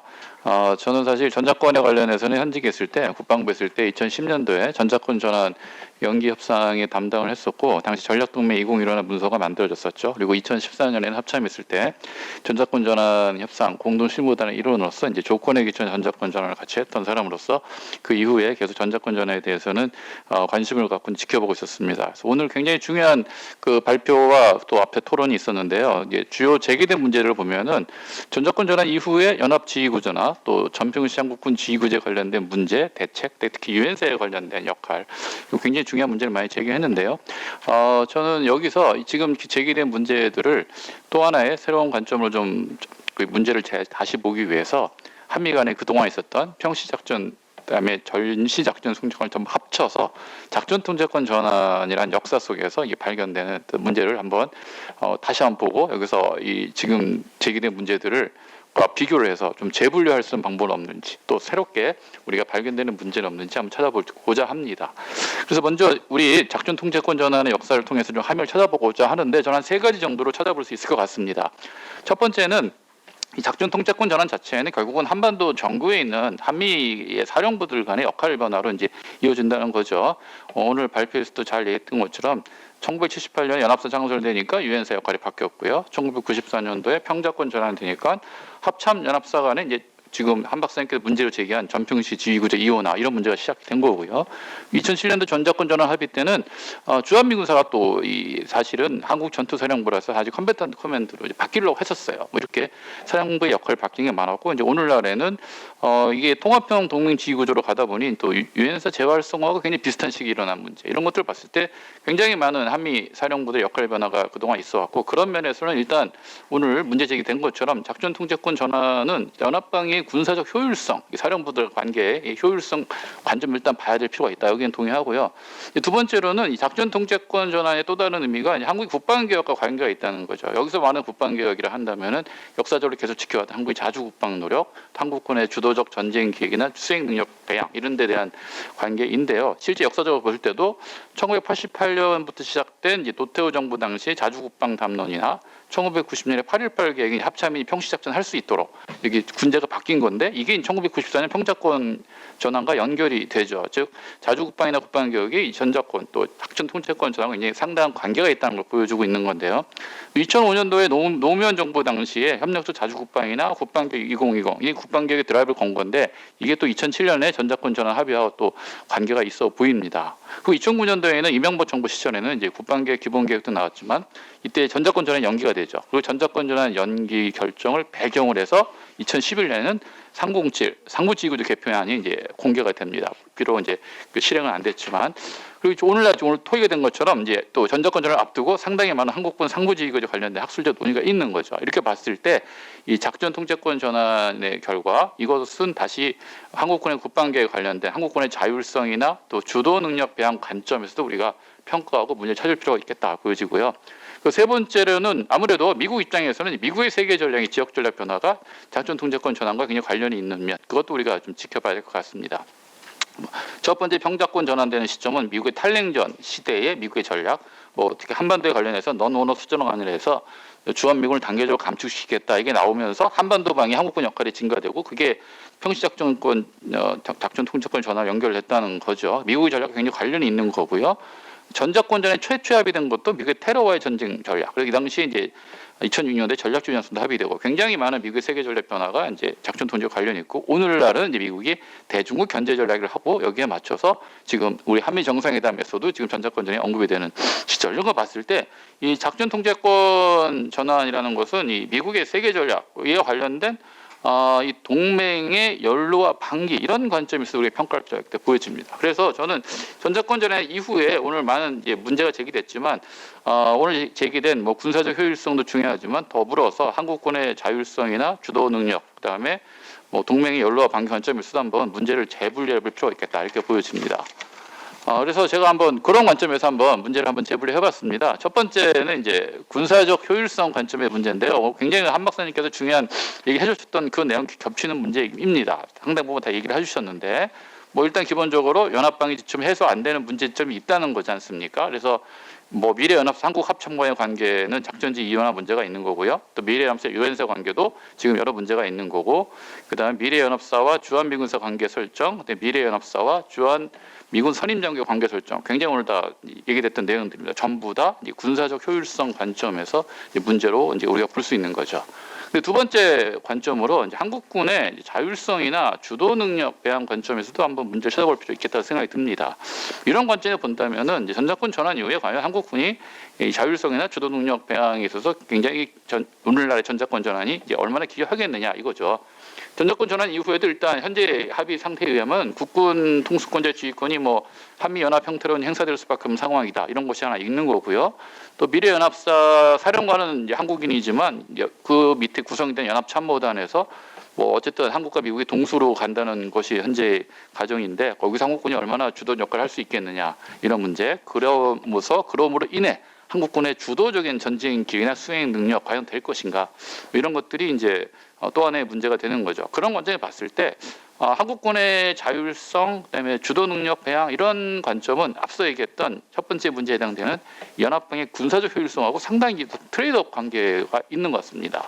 상호 상충된다는 얘기죠.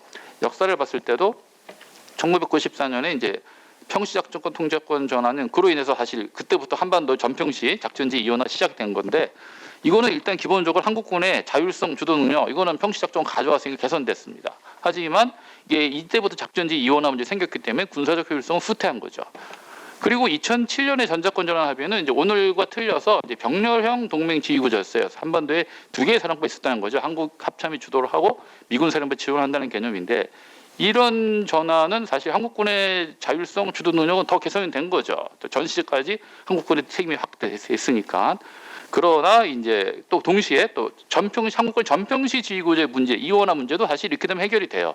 상당히 개선이 됐는데 전시제에 됐을 때 그 두 개의 사령부가 있다는 것은 어떤 전시의 이제 군사적 효율성은 후퇴했다 이렇게 볼 수 있는 거죠. 뭐 그런 보완이 오늘날 2014년 이후에 이제 그 통합형 동맹 지휘구조를 갔는데 그 결과는 어쨌든 전시 연합 작전 효율성은 군사적 효율성 개선된 걸 보여주는데 반대로 한국군의 전평시 지휘구조 군사적 효율화 작전지 이건 다시 돌아갔어요. 그러니까 이건 후퇴했다고 볼 수 있고 한국군의 자율성, 주도 능력 아까 문제 제기한 것처럼 역시 후퇴했다고 볼 수 있는 측면이 굉장히 어떤 트레이드 관계가 있다는 것을 우리가 좀 볼 필요가 있고요. 세 번째로는 연루와 방기 관점인데 그리고 미국의 세계 전략 변화로 인한 그 전작권 전환 관련된 문제인데 이건 사실 문제라기보다는 이런 문제가 있다기보다는 이런 문제도 예견할 수 있지 않을까 이런 데 정도에 해당되는 문제라 볼 수 있습니다. 그래서 이걸 예견할 수 있는 또 도움이 될 수 있는 현상들이 몇 가지 있는데 오늘 발표도 나왔던 것처럼 2024년도에 미일 간에는 이제 주일 미군 사령부가 정보사령부 재편될 것이다 합의가 됐고요. 금년에는 이제 일본에서 한반도 동중국해, 남중국해 단일 정보 하는 게 어떻겠느냐 나왔고, 뭐 특히 이번에 우리 한미 정상회담 팩트시트에서는 전작권 제한도 합의 얘기 나왔지만 2006년도 합의라고 해서 주한미군 전략적 유연성도 약간 간접적으로 언급됐단 말입니다. 뭐 이런 것들을 봤을 때 이게 이제 오늘날 미국의 대중국 견제 전략과 딱 겹쳐지면은 뭐 예상될 수 있는 문제 확실하지 않을 수 있지만 예견은 할 수가 있겠죠. 전작권 전환 이후에 한반도 정부 지원 사령부가 될 주한미군사나 유엔사 이런 것들이 정말 한반도 역의 임무로 확장되거나 전환될 가능성. 뭐 이게 이제 동맹의 방기로 연결될 수 있을 거고요. 또는 이렇게 전환될 것이라는 이런 상황을 놓고 이게 한국에 대한 어떤 레버리지로 작용이 될 수도 있겠죠. 한국이 뭐 대만 분쟁과 같은 원하지 않는 지역 분이 연루될 수밖에 없는 레버리지 작용될 가능성, 이런 것들이 예견되는 문제라고 볼 수도 있겠습니다. 그래서 저는 이것도 여기에 대한 이제 대안들도 오늘 이제 한번 생각을 해봐야 된다는 생각을 하는데요. 첫 번째, 군사적 효율성 문제에 대한은 오늘 얘기가 많이 됐습니다. 그래서 기본적으로 이제 한 박사님 말씀처럼 미래연합사 한국 합참 관계는 한국군 상부지휘구조 개편으로 이제 해결하겠다, 이거였죠. 굉장히 효율적인 계약인데, 사실 합동군 사령부도 방안이 여러 가지 방안이 있는 거죠. 제가 지금까지 찾아본 거로는 한 3가지 방안이 있는 것 같아요. 첫 번째 방안은 이제 2011년 당시에 나왔던 이제 상봉칠 계획, 그게 합창무장 군정군력을 같이 가겠다는 건데, 오늘 이제 한 박사님 말씀하신 그보다는 이 방안에 가까운 것 같습니다. 그 정도는 아니지만 각군 총장이 군정권을 일부 좀 포기하고 대신에 훈련 개선에 편입되는 그 정도 방식일 거로 보여지는데요. 그리고 오늘 강건작 장관이 말씀하신 거기다 보안방에 3방안 정도 해당되는 것 같습니다. 자문형 합창무장 정도, 뭐 이런 여러 가지 방법이 있는데, 사실 이거 말고도 또 하나의 해결 방법은 이제 병렬형, 과거 했었던 병렬형 동맹지휘 구조로 가면 또 해결이 되겠죠. 당시에 병렬형 동맹지휘 구조 당시에는 일단은 이 미국의 한국 전투사령부가 전부 다 기본이 돼서 이걸 중심으로 뭐 유엔사 이런 것들이 다 지금과 비슷한 관계가 돼 있고, 또 한국은 전평시 작전지 일원화되는 이런 문제가 해결되는 측면이 있습니다. 그래서 병렬형으로 만약에 돌아가는데 이런 복잡한 문제가 있다면 이제 병렬형 동맹지구조 당시에 여러 가지 특성들을 좀 우리가 받아올 필요도 있겠다, 이런 생각 듭니다. 그게 뭐 전 제대, 전 기능부 협조기구 뭐 이런 건데요. 2007년도 당시 합의될 때 보면 상당히 많은 작전기구, 협조기구들이 많이 기능별로 제대별로 많이 됐습니다. 이런 것들이 된다면은 상당히 유엔사 주한미군사와 협조 체제가 같이 될 것 같고요. 이게 이제 조영군 장관님 말씀하신 그 방안과 굉장히 비슷한 면이 있는 것 같습니다. 그리고 두 번째로서는 이제 자율성과 주도 능력 문제의 그런 해결을 하기 위한 대안인데, 결국 한국군의 주도적 전쟁 기획, 또 수행 능력, 이걸 배양해야 되는 거죠. 이거 하기 위해서는 일단 제일 좋은 거는 일단 과거 병렬형 동맹지구조 복원이 제일 확실하게 갈 수 있는 방법이죠. 뭐 당시에도 이제 그 당시에도 특히 2010년도 합의 당시만 하더라도 이게 군사적 효율성에 이제 문제가 될 거라는 인식은 있었고요. 거기에 대한 대처 중에 하나가 뭐 연합 공군 사령부였죠. 공군력만큼은 이제 자르지 않고 이제 유니티 오브 커맨드를 유지해서 합참 작전 통제만 단일 사람 가겠다, 이런 게 있었는데, 뭐 당시 이런 생각이 있었고요. 만약에 지금 오늘날 이것이 좀 불가능하거나 힘들다면은 최소한 미래연합사 연합참모단만큼이라도 뭐 이런 구조, 이런 특성이 반영되도록 할 수가 있겠죠. 근데 세 번째로는 이제 연루와 방기 문제인데요. 결국 이거는 방기나 연루에 대해서 우리가 어떻게 대처할 것이냐, 이거 문제인데, 이것도 지금 사령부 간의 관계라든지 사령부 역할로서 우리가 좀 대처해 볼 수 있는 가능성이 있어 보입니다. 먼저 방기 가능성에 대한 대책은 일단 주한미군사가 한반도 방위에 책임을 져라 하는 것을 명문화, 성문화 하는 게 있겠고요. 근데 유엔사가 이제 전력 제공 기능 제대로 해주고 유엔사 후방 기지 제대로 우리가 활용할 수 있고 접근할 수 있게 해줄 수 있는 대책. 이게 이제 조영군 장관이 말씀하신 수많은 대책들이 여기에 해당될 것 같고, 여기에 추가해서 뭐 이와 관련돼서는 일본과도 또 한미일 간에도 협력도 좀 필요할 거로 보여집니다. 그리고 이제 연루 가능성, 이 분야는 결국은 한국이 원하지 않는 연루에 방지하기 위해서는 결국 주한미군 전략적 연세가 확대되더라도 그런 가능성 안에서 우리가 즉 단독 작전을 할 수 있는 능력, 이게 아마 아까 강건적 장군이 말씀하신 토론문에서 강조했던 부분이 아닌가 싶습니다. 이런 것들이 이제 필요한 걸로 보여집니다. 그래서 오늘 제가 이 종합적으로 좀 여러 발제문에 대해서 여러 가지 의견을 얘기했는데요. 이게 종합하면은 이런 겁니다. 전작권 전환 이후에 우리 생각할 수 있는 문제가 뭐 군사적 효율성이나 한국군 자율성, 주도 능력 배양, 이런 문제들이 있을 수 있으니 뭐 이거 해결하는 방법은 한국군 상부지휘 구조 개편이라는 방법도 있겠지만, 과거에 병렬형 동맹 지휘 구조로 복원하거나 또는 병렬형 동맹 구조의 지휘 구조의 특징들을 좀 선택적으로 좀 가져와서 보완하는 방법도 생각해 보자 하는 것이 되겠고요. 또 여기에 이제 추가적으로 아울러서 또 지금의 전작권 전환이라는 게 한미동맹 현대화라는 큰 흐름과 같이 가고 있는 상황이니, 여기서는 뭐 군사적 효율성도 중요하고 뭐 한국군 자율성 주도 능력도 중요하지만, 이로 인해서 오늘날 특징으로 해서 생겨날 수 있는 연루와 방기, 이런 문제도 사전에 좀 대비해야 될 필요가 있겠느냐, 뭐 이런 생각이 들고요. 이와 관련해서 마지막으로 이제 조영군 장군이 오늘 유엔사에 중요한 발표했으니까 조영군 장관한테 질문 드리면서 마치도록 하겠습니다. 유엔사에 관련된 질문인데 결국은 제가 말씀드렸던 연루와 방기라는 뭐 이런 예결될 수 있는 문제점이 유엔사와 관련지면은 전작권 전환 이후에 혹시라도 유엔사가 이렇게 좀 일본으로 이전하거나 또는 유엔사가 한 번 더 정부를 넘어서서 작전하는 걸로 되지 않겠느냐라는 그런 시각이나 예견이 좀 일각에서 있는 것 같습니다. 그래서 과연 이런 가능성은 어떻게 보시는지, 또 지금 조영근 장관께서 말씀하신 뭐 한국의 유엔사 참여나 유엔사 회원과 개별 소통 이런 방안들이 그런 지금 문제점에 대해서도 좀 잘 대처할 수 있는 것이 되겠는지에 대해서 질문을 드리면서 지금 토론을 마치겠습니다. 네. 아유, 김광장은 감사합니다. 이 사실 전작권 전환 관련된 문제를 여러 측면에서 이렇게 각도에서 사실은 좀 볼 필요가 있고, 그 보는 각도에 따라서 또 요구되는 과제들도 좀 다르고 약간 긴장 관계도 있다는 걸 잘 지적해 주신 것 같습니다.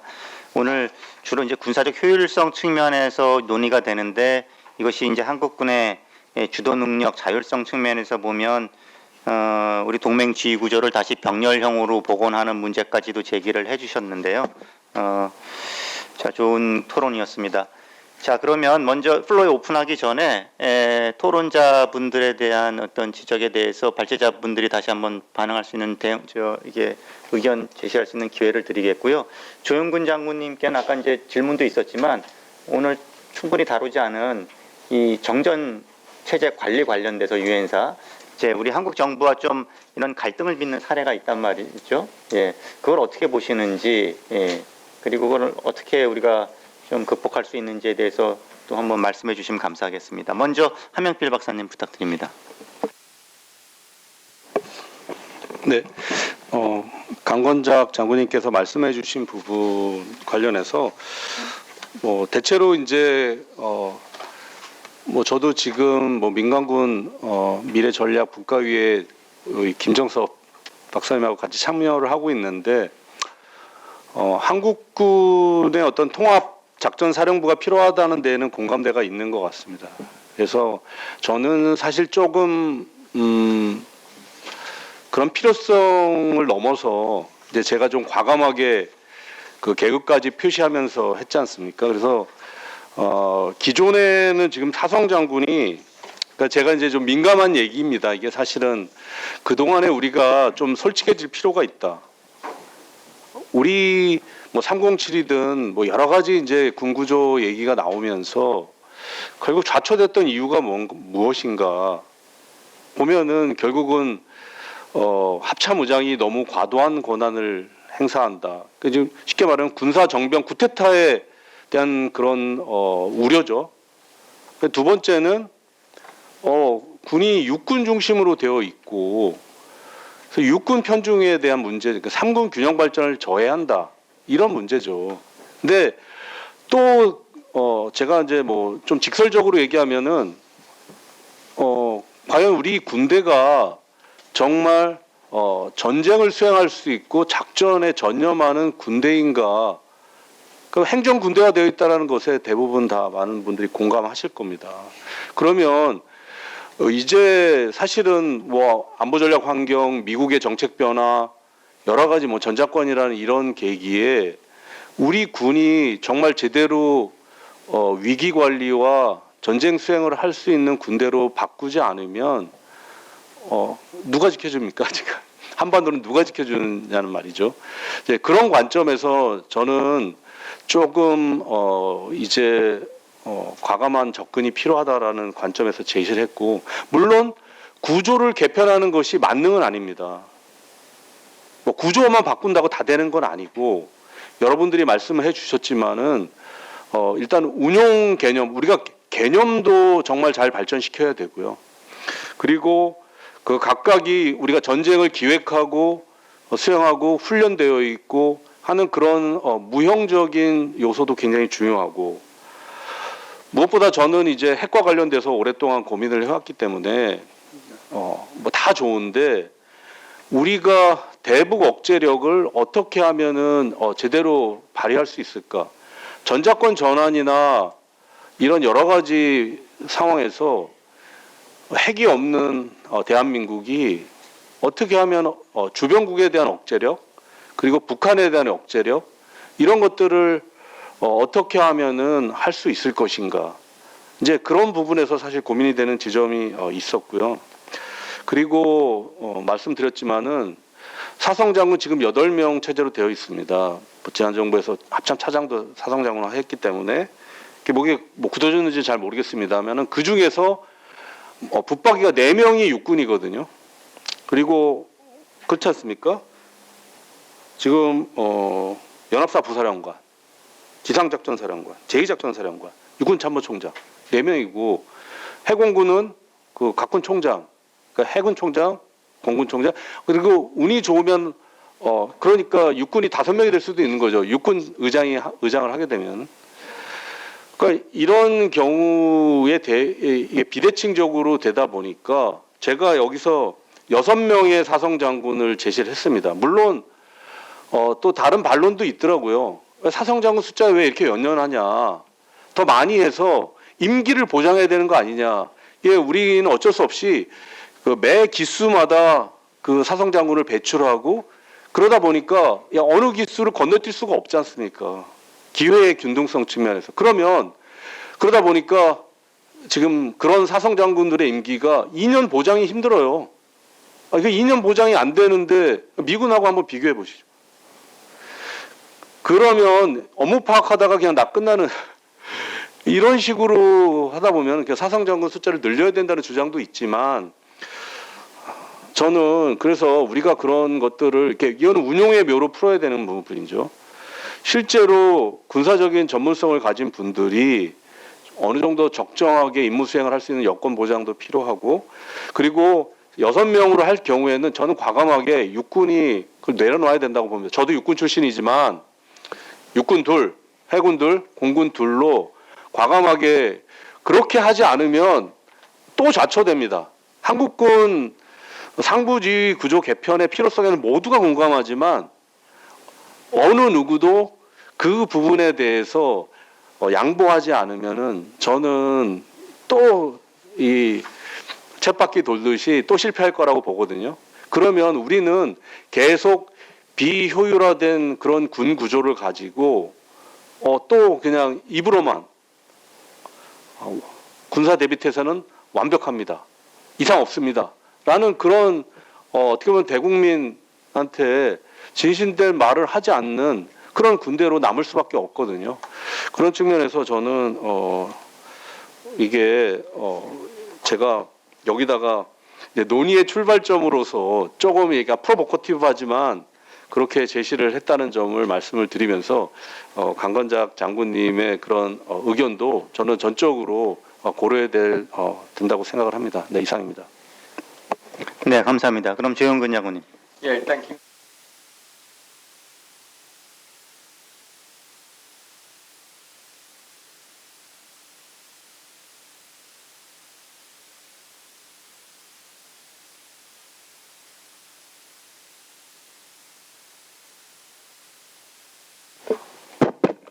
들리시나요? 저 좀 당겨 듣겠습니다. 예, 제가 이번에 미 국가안보전략을 제가 정책실에 있으면서 계속 보면서 이번 미 국가안보전략은 참 놀랐습니다. 매우 놀랐는데 과연 이것이 국가안보전략인가? 이건 사실 트럼프 대통령이 각국 정상들한테 보내는 메시지라는 생각이 좀 들 정도였습니다. 그리고 오로지 대중국 견제였는데 이런 생각을 합니다. 과연 미국은 대중국 견제가 지금 최고의 핵심 목표였을 때 전작권 전환을 한국군한테 넘기는 것이 이득일까? 저는 사실상 아니라고 봅니다.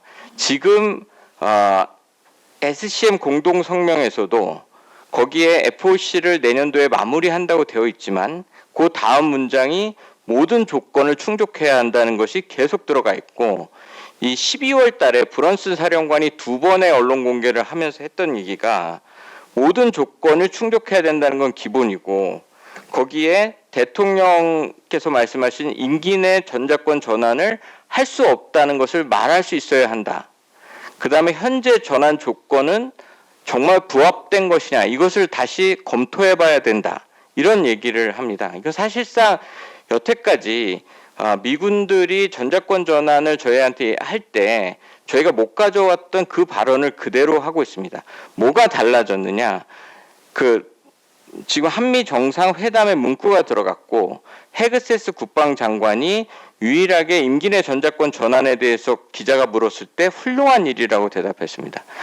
그 2006년에 럼스펠드 국방장관에 이어서 처음으로 한국에 대한 전작권 전환에 긍정적으로 얘기해서 이게 좋은 말로 이렇게 지금 포장되고 있는데, 제가 보기에는 아직 미국은 그렇게 우리한테 전작권 전환을 줄 생각이 없다. 왜냐하면 지금 말했던 유엔사 문제도 유엔사 재활성화가 가장 세게 시작된 것이 관할권 문제 말씀드리겠지만 2018년도였습니다.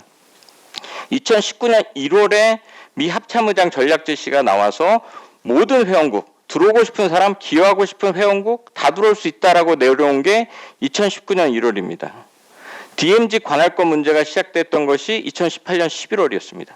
남북 교류 협력이 딱 시작되자 마치 유엔사가 기다렸다는 듯이 유엔사의 자기네들 존재감을 세게 드러내고 있습니다. 이것이 사실상 그 유엔사가 그러면서 다국적화 돼가고 있는 것에 사실상 뒤의 마음은 역시 말씀드린 것처럼 대중국 견제이지 않을까라는 생각을 합니다.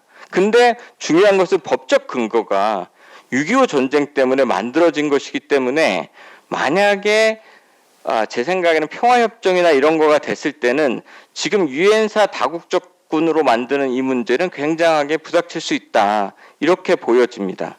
그래서 이러한 관점에서 전작권 전환하고 유엔사의 지금 참모조직 다국적화 회원국 늘리는 것들이 사실 연계되어 있지 않나 이런 생각을 보고 있어서 사실 우리도 이제는 조금 직접적으로 한국이 유엔사 회원국하고 접촉하고 우리 입장을 내야 된다. 우리의 국익이 도대체 어느 나라가 전쟁 났을 때 도와주겠다고 하는 것에 대해서 반대하겠습니까? 저도 반대하지 않습니다. 다만 국익이 우리 영토에 외국 군대가 들어오는 것인데 그거에 대해서는 잘 따져보고 필요한지를 검토해야 된다는 말씀을 드립니다. 제가 이런 거 할 때 미국 소장한테 그런 얘기를 했었습니다. 미국에 외국 군대가 너희 주권에 승인 없이 들어온다고 하면 너는 어떡할래? 라고 물었습니다. 그랬더니 딱 미군 장관이 저한테 했던 얘기가 우리는 한국이 아니야. 이렇게 대답을 하는. 저는 그때 굉장히 이게 우리는 너무 당연시 6.25 전쟁의 것이 전쟁이 끝나지 않은 정전 상태로 오다 보니까 이게 너무 당연한데 우리의 승인 없이 외국 군대가 우리 영토에 들어오는 것이 당연한가. 요거에 대한 말씀을 하나 드리고 그 말씀드렸던 정전협정에 대해서 지금 말씀을 드리면 지금 그런 생각을 합니다. 그 정전협정 63개 조항 중에 몇 개가 지켜지는지 아십니까? 사실상 공부하신 분 있으면 10개도 안 됩니다. 근데 정전협정을 파기하자고 하신 분 보셨습니까? 9.1 군사합의가 사실 거의 46페이지짜리였습니다. 줄여서 25페이지짜리였는데 9.1 군사합의는 실제로 지켜지는 항목들이 되게 많았습니다. 근데 그거는 한순간에 파기시켜버립니다. 정전협정 지금 남아있는 게 군사분계선하고 DMZ입니다. 제가 정말 우려하고 있는 게 뭐냐면 MDL 방벽입니다. 북한이 군사분계선을 국경선으로 만들겠다고 하고 MDL 방벽을 74%를 했다고 NK 뉴스에 나왔습니다. 내년도에 방벽이 완성이 되면 국경선이기 때문에 거기 내려와서 근무를 쓸 겁니다. 그러면 그 위에 DMZ, 북한 DMZ는 없어집니다. 그러면 정전협정에 가장 본질적인 현상 변경이 지금 일어나고 있습니다. 저는 근데 유엔사가 가만히 있습니다. 어떻게 이걸 가만히 놔두지? 이거는 정말 72년, 73년도 정전협정 유지되어 오면서 가장 큰 본질의 현상 변경입니다. 근데 이거에 대해서 유엔사가 침묵은 안 하면서 유엔사 관할권은 며칠 전에 성명을 냈습니다. 그러니까 지금 이런 것들을 좀 제대로 봐야 된다고 생각하는데 지금 요 말씀드렸던 관할권 문제는 정전협정을 좀 제대로 들여다보실 필요가 있습니다. 물론 정전협정에는 유엔군 사령관이 DMZ에 들어가는 민간인과 군인들에게 특별히 승인한다, 특별한 승인권을 갖는다는 조항이 있습니다. 그리고 서문에는 정전협정은 군사적 성질에 관한 군사적 성질에 한한다는 게 있습니다. 근데 정전협정의 본질이 뭐였냐면 군사력을 분리시키는 것도 있지만 그 비무장지대와 공동어로 그 한강 하구에서 농경과 어로를 보장해 주는 게 있었습니다. 그래서 거기서 워낙 우리나 우리 사람 뭐 북한 사람들이 농경을 했던 지역이기 때문에 들어가서 농경을 허용해 주는 거였고 그 한강하고도 어로는 허용해 주는 거였습니다. 그것을 관리하는 것이 민사경찰이었습니다. 그래서 우리 군인들이 DMZ 들어갈 때 그 군사경찰 완장을 찹니다. 근데 실제로 전쟁에 나서는 한 번도 허용하지 않았습니다. 그래서 이제 중무장으로 이제 바뀌어 있는데 저희가 9.19 군사합의의 한강하고 공동 어로조사가 그거였습니다. 저희가 북한하고 협상할 때 너 여기 우리가 다 오픈되어 있지 않냐. 그럼 실제 거기에 좀 황복도 나오고 뭐 참개도 나오니 여기를 시범지역으로 해서 공동 어로를 한번 해보자.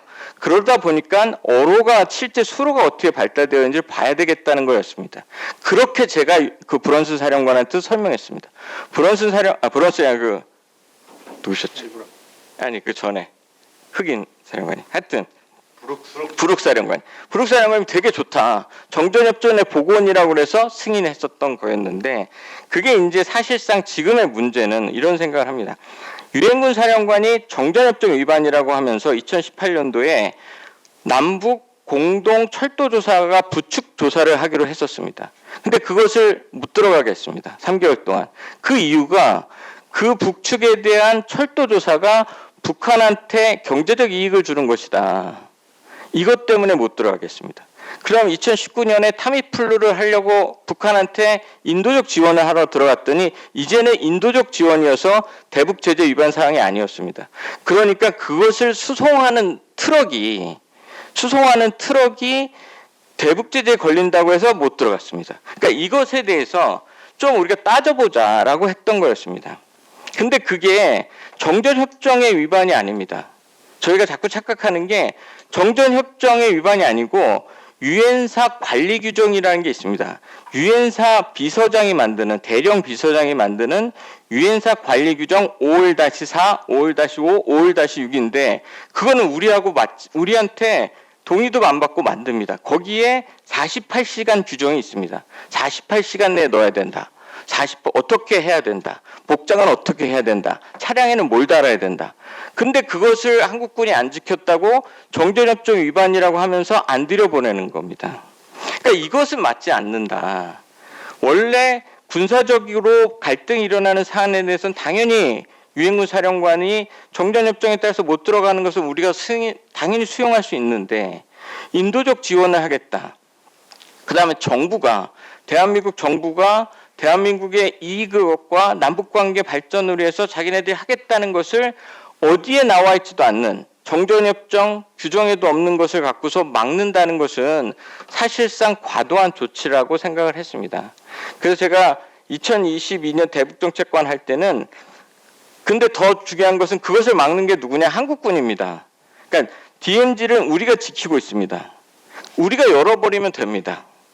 그러니까 이런 얘기를 제가 미군한테 얘기를 해서 사실상 관리 규정을 조정을 했었습니다. 그러다가 사실 정권이 바뀌어서 못했는데 그러니까 그런 차원이라는 말씀을 드리는 겁니다. 이것은 순수한 농경, 어로는 정전협정에 보장되어 있도록 되어 있고 그것을 유엔군 사령관이 보장하게 되어 있는 겁니다. 근데 분명한 것은 내가 민간인인데 들어가서 비무장지대에서 군사적 갈등이 일어나는 것이 일어나면 당연히 그것은 유엔군 사령관이 안전에 문제가 되고 북한한테 위해가 되기 때문에 막는 겁니다. 그러니까 이러한 정신이 있는데 이것을 갖고서 과도하게 행사하는 겁니다. 요번에 성명도 제가 여당이 발의하는 법안에 유엔사가 성명으로 대응하는 것은 처음 봤습니다. 이건 무슨 얘기냐? 협상을 안 하겠다는 겁니다. 우리랑. 그럼 이게 어쩌면 더 정전협정을 체결한 지 남아있는 조항이 한 10개뿐이 안 되는 이 조항이 75년이 지났습니다. 여러분 여기 군인들도 계시지만 DMZ가 GOP 철칙이 반 이상 DMZ 안으로 들어가 있습니다. 북한 중무장돼 있습니다. 지금 북한군 우리 한국군에서 수천 명이 DMZ 내에 있습니다. 이건 실제로 정전협정 위반입니다. 지금 북한군 방벽 설치하는. 이 정전협정에 대한 현상에 대해서는 사실 어쩔 때 침묵하면서 한국 사람들이 굉장히 공익 목적으로 들어가는 것을 막는다는 것에 대해서는 분명히 유연하게 수정할 필요가 있다. 이것에 대해서 왜냐하면 우리도 사실 영토 주권을 이게 영토 주권이냐 국제법 조약이냐의 문제를 떠나서 이미 현실적으로 많은 것들이 변화 있는 DMZ에 그 조항을 전혀 유엔군 사령관이 주관적으로 지금 말씀드린 대로 정전협정에 나와 있지도 않고 유엔사 규정에도 안 나와 있는 것을 대북제재 위반이다 이런 것으로 못 들어가게 하는 것은 너무 과도한 조치다 이러한 생각이 들기 때문에 분명한 것은 이 부분은 수정이 돼야 된다라고 생각을 합니다. 그래서 근데 여태까지 유엔사하고 협상을 할 때 우리가 할 얘기가 없었습니다. 근데 사실 이번에 여당에서 발의되는 법안은 그것이 만들어져서 그것을 우리가 만든다고 유엔군 사령관이 따라오겠습니까? 전 따라오지 않을 거라고 생각합니다. 다만 그 법안을 갖고 유엔군 사령관이 지금 갖고 있는 관리 규정, 미군 대령이 만드는 관리 규정을 같이 협상해서 어느 정도 만들어줄 수 있다. 이렇게 우리가 사실은 남북관리구역이라고 예전에 개성공단하고 금강산 올라가는 남북관리구역을 관할권과 관리권으로 나눴던 것도 이렇게 우리가 하다 보니까 그렇게 어떤 절충안으로 만들어진 겁니다. 그래서 그러한 차원에서 좀 말씀을 드리겠습니다. 그러니까 굉장히 정전협정 위반이다. 정전협정 위반이라는 프레임을 계속 얘기하는데 유엔사가 정전협정 위반이 아닙니다. 관리 규정을 우리가 안 지킨 겁니다. 그 관리 규정 누가 만들었냐? 미군 대령이 만들었습니다. 비서장이. 요거에 대한 말씀을 꼭 드리겠습니다. 이상입니다. 네, 감사합니다. 오늘 원래 주제는 아니지만 이것도 굉장히 예민하고 중요한 문제죠. 네. 자, 이제 시간이 많이 흘렀는데요. 또 혹시 이제 플로어에서 뭐 질문이나 코멘트 있으실까요? 한 딱 몇 분만 받겠습니다. 네, 저희 마이크 주시죠. 예, 발표와 토론 잘 들었습니다. 결론적으로 말씀드리자면 결론부터 말씀드리겠습니다. 국방 자주권을 회복하는 차원에서 여러 가지 방안, 구조, 앞으로 나갈 방향 여러 가지 말씀을 잘 들었다고 생각합니다. 저는 이제 한국도시재생연구원 김종민이라 하고요. 아까 지금 방금 조영근 정책관님이 말씀하셨던 사례 연이어서 물론 주제에 따른 얘기입니다만은 제가 말씀드리겠습니다. 저는 12사단 내에 니켈 광산이 있습니다. 그래서 지금 현재 수도권 사령부 그다음 이 누굽니까? 그분 있을 때에 제가 민간인으로서는 67년 만에 그걸 들어갔습니다. 작정상 검토 허가를 받았어요. 근데 가장 중요한 게 물론 저도 이제 권영애 장관님, 김동식 장관님을 잠깐 모셨기 때문에 이 부분을 제가 잘 알고 있습니다. 잘 알고 있는데도 불구하고 합창에서는 사실 이런 걸 수없이 내가 문의를 했습니다만은 그 얘기는 진짜 얘기를 하지는 않고 우리 관할권이 아니거든요. 그래서 제가 드리고 싶은 것은 민간 차원에서도 여러 가지 아까 한강관리구역 내지를 말씀하셨지 않습니까? 그렇게 했었는데 결국은 제가 민간으로서 들어가서 고속 니켈 광산을 12산 내에 있습니다. 그래서 제가 그걸 생산을 못하고 결국은 합창 내지는 유엔 사령부에서 허가를 안 내준다는 겁니다, 사실. 근데 그 얘기를 처음부터 합창에서 얘기했으면 좋았어요. 물론 짐작을 하고 있었습니다만은 그 얘기를 아무도 한 사람이 없습니다. 그래서 지금 내가 드리고 싶은 것은 이제는 숨길 게 아니고요. 정확한 정보, 정확한 지식을 정확한 정보를 전달할 수 있는 시스템을 갖춰야 되고 스스로 판단할 수 있는 그런 분위기를 만들어야 됩니다. 그래야 되지 요즘은 일방적으로 알겠습니다. 처리하면 안 된다는 얘기입니다. 네, 감사합니다. 감사합니다. 네, 네. 시간상 제가 좀 이렇게 정기로 박사님하고 그 뒤에 이렇게 마이크를 쓰십시오. 녹음 때문에 쓰십시오. 짧게 대신 해주십시오. 시간이 돈인데 좋은 얘기 잘 들었습니다. 제가 지금 두 가지를 말씀드리고 싶은데 전자권 전환 한미연합사를 미래연합사로 그것보다도 더 중요한 거는 유엔사를 어떻게 할 것인가. 이게 굉장히 연구가 많이 되고 발표가 많이 돼야 된다고 저는 생각을 합니다. 그리고 유엔군은 언젠가는 철수를 해서 우리가 독자적인 전쟁을 수행할 수 있는 자주국방국가가 되는 게 목표 아니겠습니까? 그런데 오히려 유엔사는 지금 아무런 그 논의도 없는 거가 굉장히 안타깝고 거기와 관련해서 미국의 일본에 있는 그 지마에 후방 지원사와 그 일본의 일곱 개 유엔 기지라고 하는데 그거는 사실은 미국의 미군 주둔군이란 말이에요. 4만 명에. 그게 왜 유엔사라고 자꾸 말을 하는지 그게 아주 이해가 잘 안 가는 문제가 하나 있고, 그다음에 그 지금 상부지휘구조 중에 합동구도 지금 바로 갖고는 갈 수 있는 거 아니에요? 그거 비효율적인 걸 아니까 아무런 관계없이 그 군군 조직법만 개정한다면은 육해공군 그 합동군으로 개정해 갈 수 있지 않는가, 그런 생각을 갖고 있습니다. 예상입니다. 네, 감사합니다. 지금 저희가 이미 합동군이긴 한데 이따 또 먼저 답변. 네. 네. 예, 저는 이제 한국해양전략연구소 그 연구위원으로 근무하고 있는 박주현이라고 합니다. 그 조용근 장군님 얘기를 듣다 보니까 문득 생각이 나서 제가 질문을 드립니다. 그런 그 유엔사의 그러한 권한 행사가 어떻게 뭐 현실 그 실무를 하시면서 보시기에 이게 미국 합참이나 아니면 그 상부기관하고 어떻게 잘 조율이 돼서 나오는 것인지, 아니면 관료주의 입장에서 유엔사 자체적으로 뭐 그렇게 판단해서 하는 것인지, 그 직접 뭐 실무를 맡으셨다고 하시니까 그 분위기가 어떤지 한번 제가 좀 궁금해서 좀 질문을 드리겠습니다. 네, 감사합니다. 이제 질문 없으신가요? 네, 그럼 여기서 마무리하겠습니다. 그러면은 지금 뭐 플로에서 몇 분 나왔는데 간단하게 한 1, 2분 정도씩만 이렇게 말씀을 해주시죠. 제가. 네. 예, 그 말씀하셨던 유엔사 후방 기지는 그 아까 말씀드린 대로 전쟁이 끝나고 유엔사하고 일본 정부하고 소파를 맺습니다. 그러니까 유일하게 그 소파 때문에 일본 의회의 승인 없이 외국군 부대가 그 유엔사 후방 기지에 들어올 수 있습니다. 그 법적 구조 때문에 계속 유엔사 후방기지라고 얘기하는 것이고, 지금 말씀하셨던 것은 미국의 사성 장군이 30명이 넘습니다. 한 37명 막 이렇게 되는데, 유엔군 사령관도 연합사령관으로서 그 사성 장군의 한 명입니다. 결론적으로는 혼자 독단적으로 결정하고 이럴 수는 없는 것이다. 그래서 이것은 굉장히 미국의 대중국 정책의 일환으로, 또 한반도 정책의 일환으로 하고 있는 것으로 보여집니다. 이상입니다.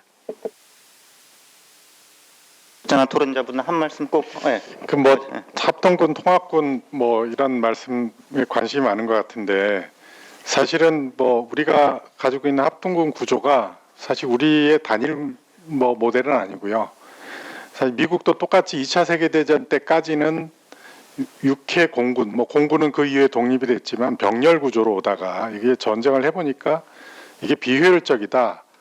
그런데 이걸 하나로 합하다 보니까 수백 년간 나눠져 온, 특히 해군과 육군의 갈등이 이게 봉합이 안 되거든요. 그래서 사실상 이제 차선책으로 선택한 합동군제를 한 겁니다. 근데 이게 이제 제대로 안 되다 보니까 뭐 80년대 뭐 이제 월남전과 뭐 그다음에 이란 사태를 거치면서 이게 제대로 작동 안 되니까 골드워터 니콜스 법안을 80년대 후반에 만들어서 통합성을 더 강화하는 방식으로 발전해 왔거든요. 근데 우리는 이제 94년 체제가 지금까지 오면서 이것만 가지고 사실은 명확하게 지휘권이 통일이 안 된다라는 것을 우리도 계속 인식을 하고 있는 겁니다.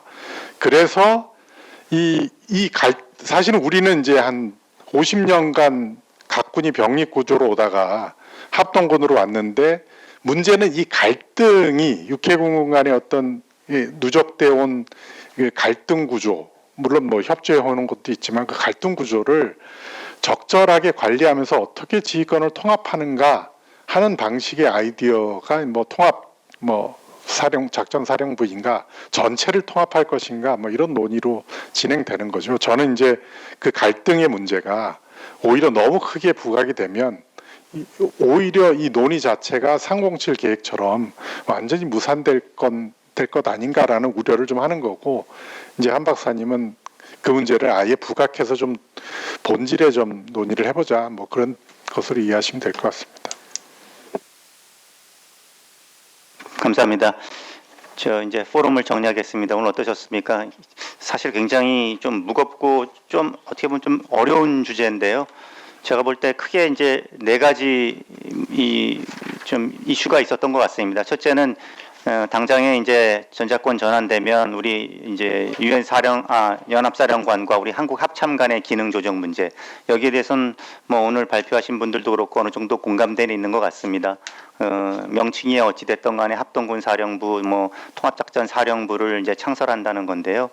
근데 이게 사실은 좀 모르는 분은 뭘 또 한반도 그 단일 좁은 전구에서 또 합참의장이 그냥 하면 되지 또는 뭐 연합사령관이 하면 되지 또 무슨 사령부를 만들고 사령관을 만드냐 이렇게 느끼실 수도 있는데 사실 이게 뭐가 조직이나 뭐 인원이 늘어나는 게 아니거든요. 예, 그런 면에서 좀 오해가 없었으면 좋겠습니다. 그러니까 연합사령관이 이 합동 사령관으로서 두 개의 모자를 쓰는 거죠. 예, 그러니까 평시에는 이제 이 합동군 사령관으로서 지휘하다가 데프콘 3가 되면 또 연합사령관으로서 이제 역할을 하면서 전평시 작전을 일원화시킨다는 거기 때문에 그 사령관도 그렇고 밑에 참모 조직도 마찬가지고요. 합참의 정보작전 참모부가 평시에는 합동작전부 이제 그 참모로서 역할하다가 전시가 되면 또 연합사 참모로서 역할하는 거기 때문에 그런 면에서 뭐 인원이나 조직이나 이것이 뭐 크게 만들어지는 것이 아니다 이런 오해는 일단 좀 없어야 될 것 같고요. 두 번째 이제 또 오늘 한명필 박사님이 좋은 문제 제기를 해주셔가지고 또 우리 군이 지금 합동군 체제를 유지하고 있는데 우리가 이제 병력이 줄고 상비 병력이 거의 이제 35만으로 줄고 그러면 좀 더 이제 군사적인 효율성 측면에서 통합군적 성격을 가미하는 이런 과감한 개편이 있어야 되지 않느냐는 지적이 있어 주셨습니다. 여기에 대해서는 좀 더 깊은 토의가 필요할 것이라고 봅니다. 이 군제에 관해서는 사실은 저도 예전에 이제 조직과장을 했기 때문에 이제 각국의 사례를 많이 살펴봤는데 어느 하나의 군제가 사실은 꼭 정답은 없는 것이고 각국의 상황에 따라서 또 장단점이 있는 거라서 깊은 논의가 있어야 될 거라고 생각이 듭니다. 유엔사 관련돼서는 크게 이제 두 가지 문제인데 전력 제공 관련돼서 기존에는 단일인이었기 때문에 문제는 없었지만 이제는 엄연히 연합사령관은 한국 장성이고 유엔군 사령관은 미군 장성으로서 우리한테 어떤 절차를 거쳐서 어떤 속도로 제공할 것인가의 문제가 굉장히 중요해질 것 같습니다. 그리고 이것과 관련돼서 우리 한국의 이제 주권적인 어떤 동의 부분을 말씀해 주셨는데 그렇죠. 사실은 뭐 군사적인 측면도 있지만 이 한반도 문제를 우리 능력으로 해결할 수 있는 부분은 최대한 해결하는 것이 바람직하고 너무 국제화되는 것은 사실은 다른 나라의 발언권을 또 인정하는 문제이기 때문에 우리가 그렇게 좀 접근해야 될 것 같고요. 정전 관련돼서 정전 체제 유지 관련돼서 이제 마지막에 오늘 주제는 아니었습니다만 이것도 굉장히 큰 관심이 되는 얘기인데 아주 중요한 지적을 해주신 것 같습니다. 우리가 흔히 이제 이 정전협정 위반이라는 이런 틀로 이게 바라보고 있는데 오늘 조영근 장군님께서 이게 사실은 그 문제가 아니라 오히려 정전 협정에서는 허용되고 있는 것이 분명한데 그 밑에 이제 유엔사 관리 규정에 의해서 이렇게 제약받고 있다는 그런 지적 이제 모르는 분들은 많이 처음 들으셨을 것 같습니다. 자, 이제 오늘 중요한 주제들을 많이 이렇게 다뤘는데 앞으로 더 이어 나가겠습니다 토론을. 그래서 우리가 준비할 것이 많구나 하고 다시 한번 느꼈고요. 오늘 이렇게 다시 한번 이렇게 참여해 주셔서 감사드리고 한 가지 좀 말씀드리자면은 제 국방 포럼이 오늘 17차인데 한 3년 운영해 왔는데 아마 오늘을 마지막으로 하고 좀 당분간 이제 그 다음 기회는 이제 좀 더 시간이 있어야 이제 가능할 것 같습니다. 그래서 저도 좀 애정을 가지고 열심히 해왔는데 좀 아쉬운 마음도 있는데요. 그 마지막 그 국방 포럼을 또 이렇게 가장 중요한 주제로 하게 돼서 저는 굉장히 뿌듯하고 다행이라고 생각합니다. 다시 한번 국방 포럼 아껴주시고 많이 참여해 주시고 해주신 분들께 진심으로 감사드립니다.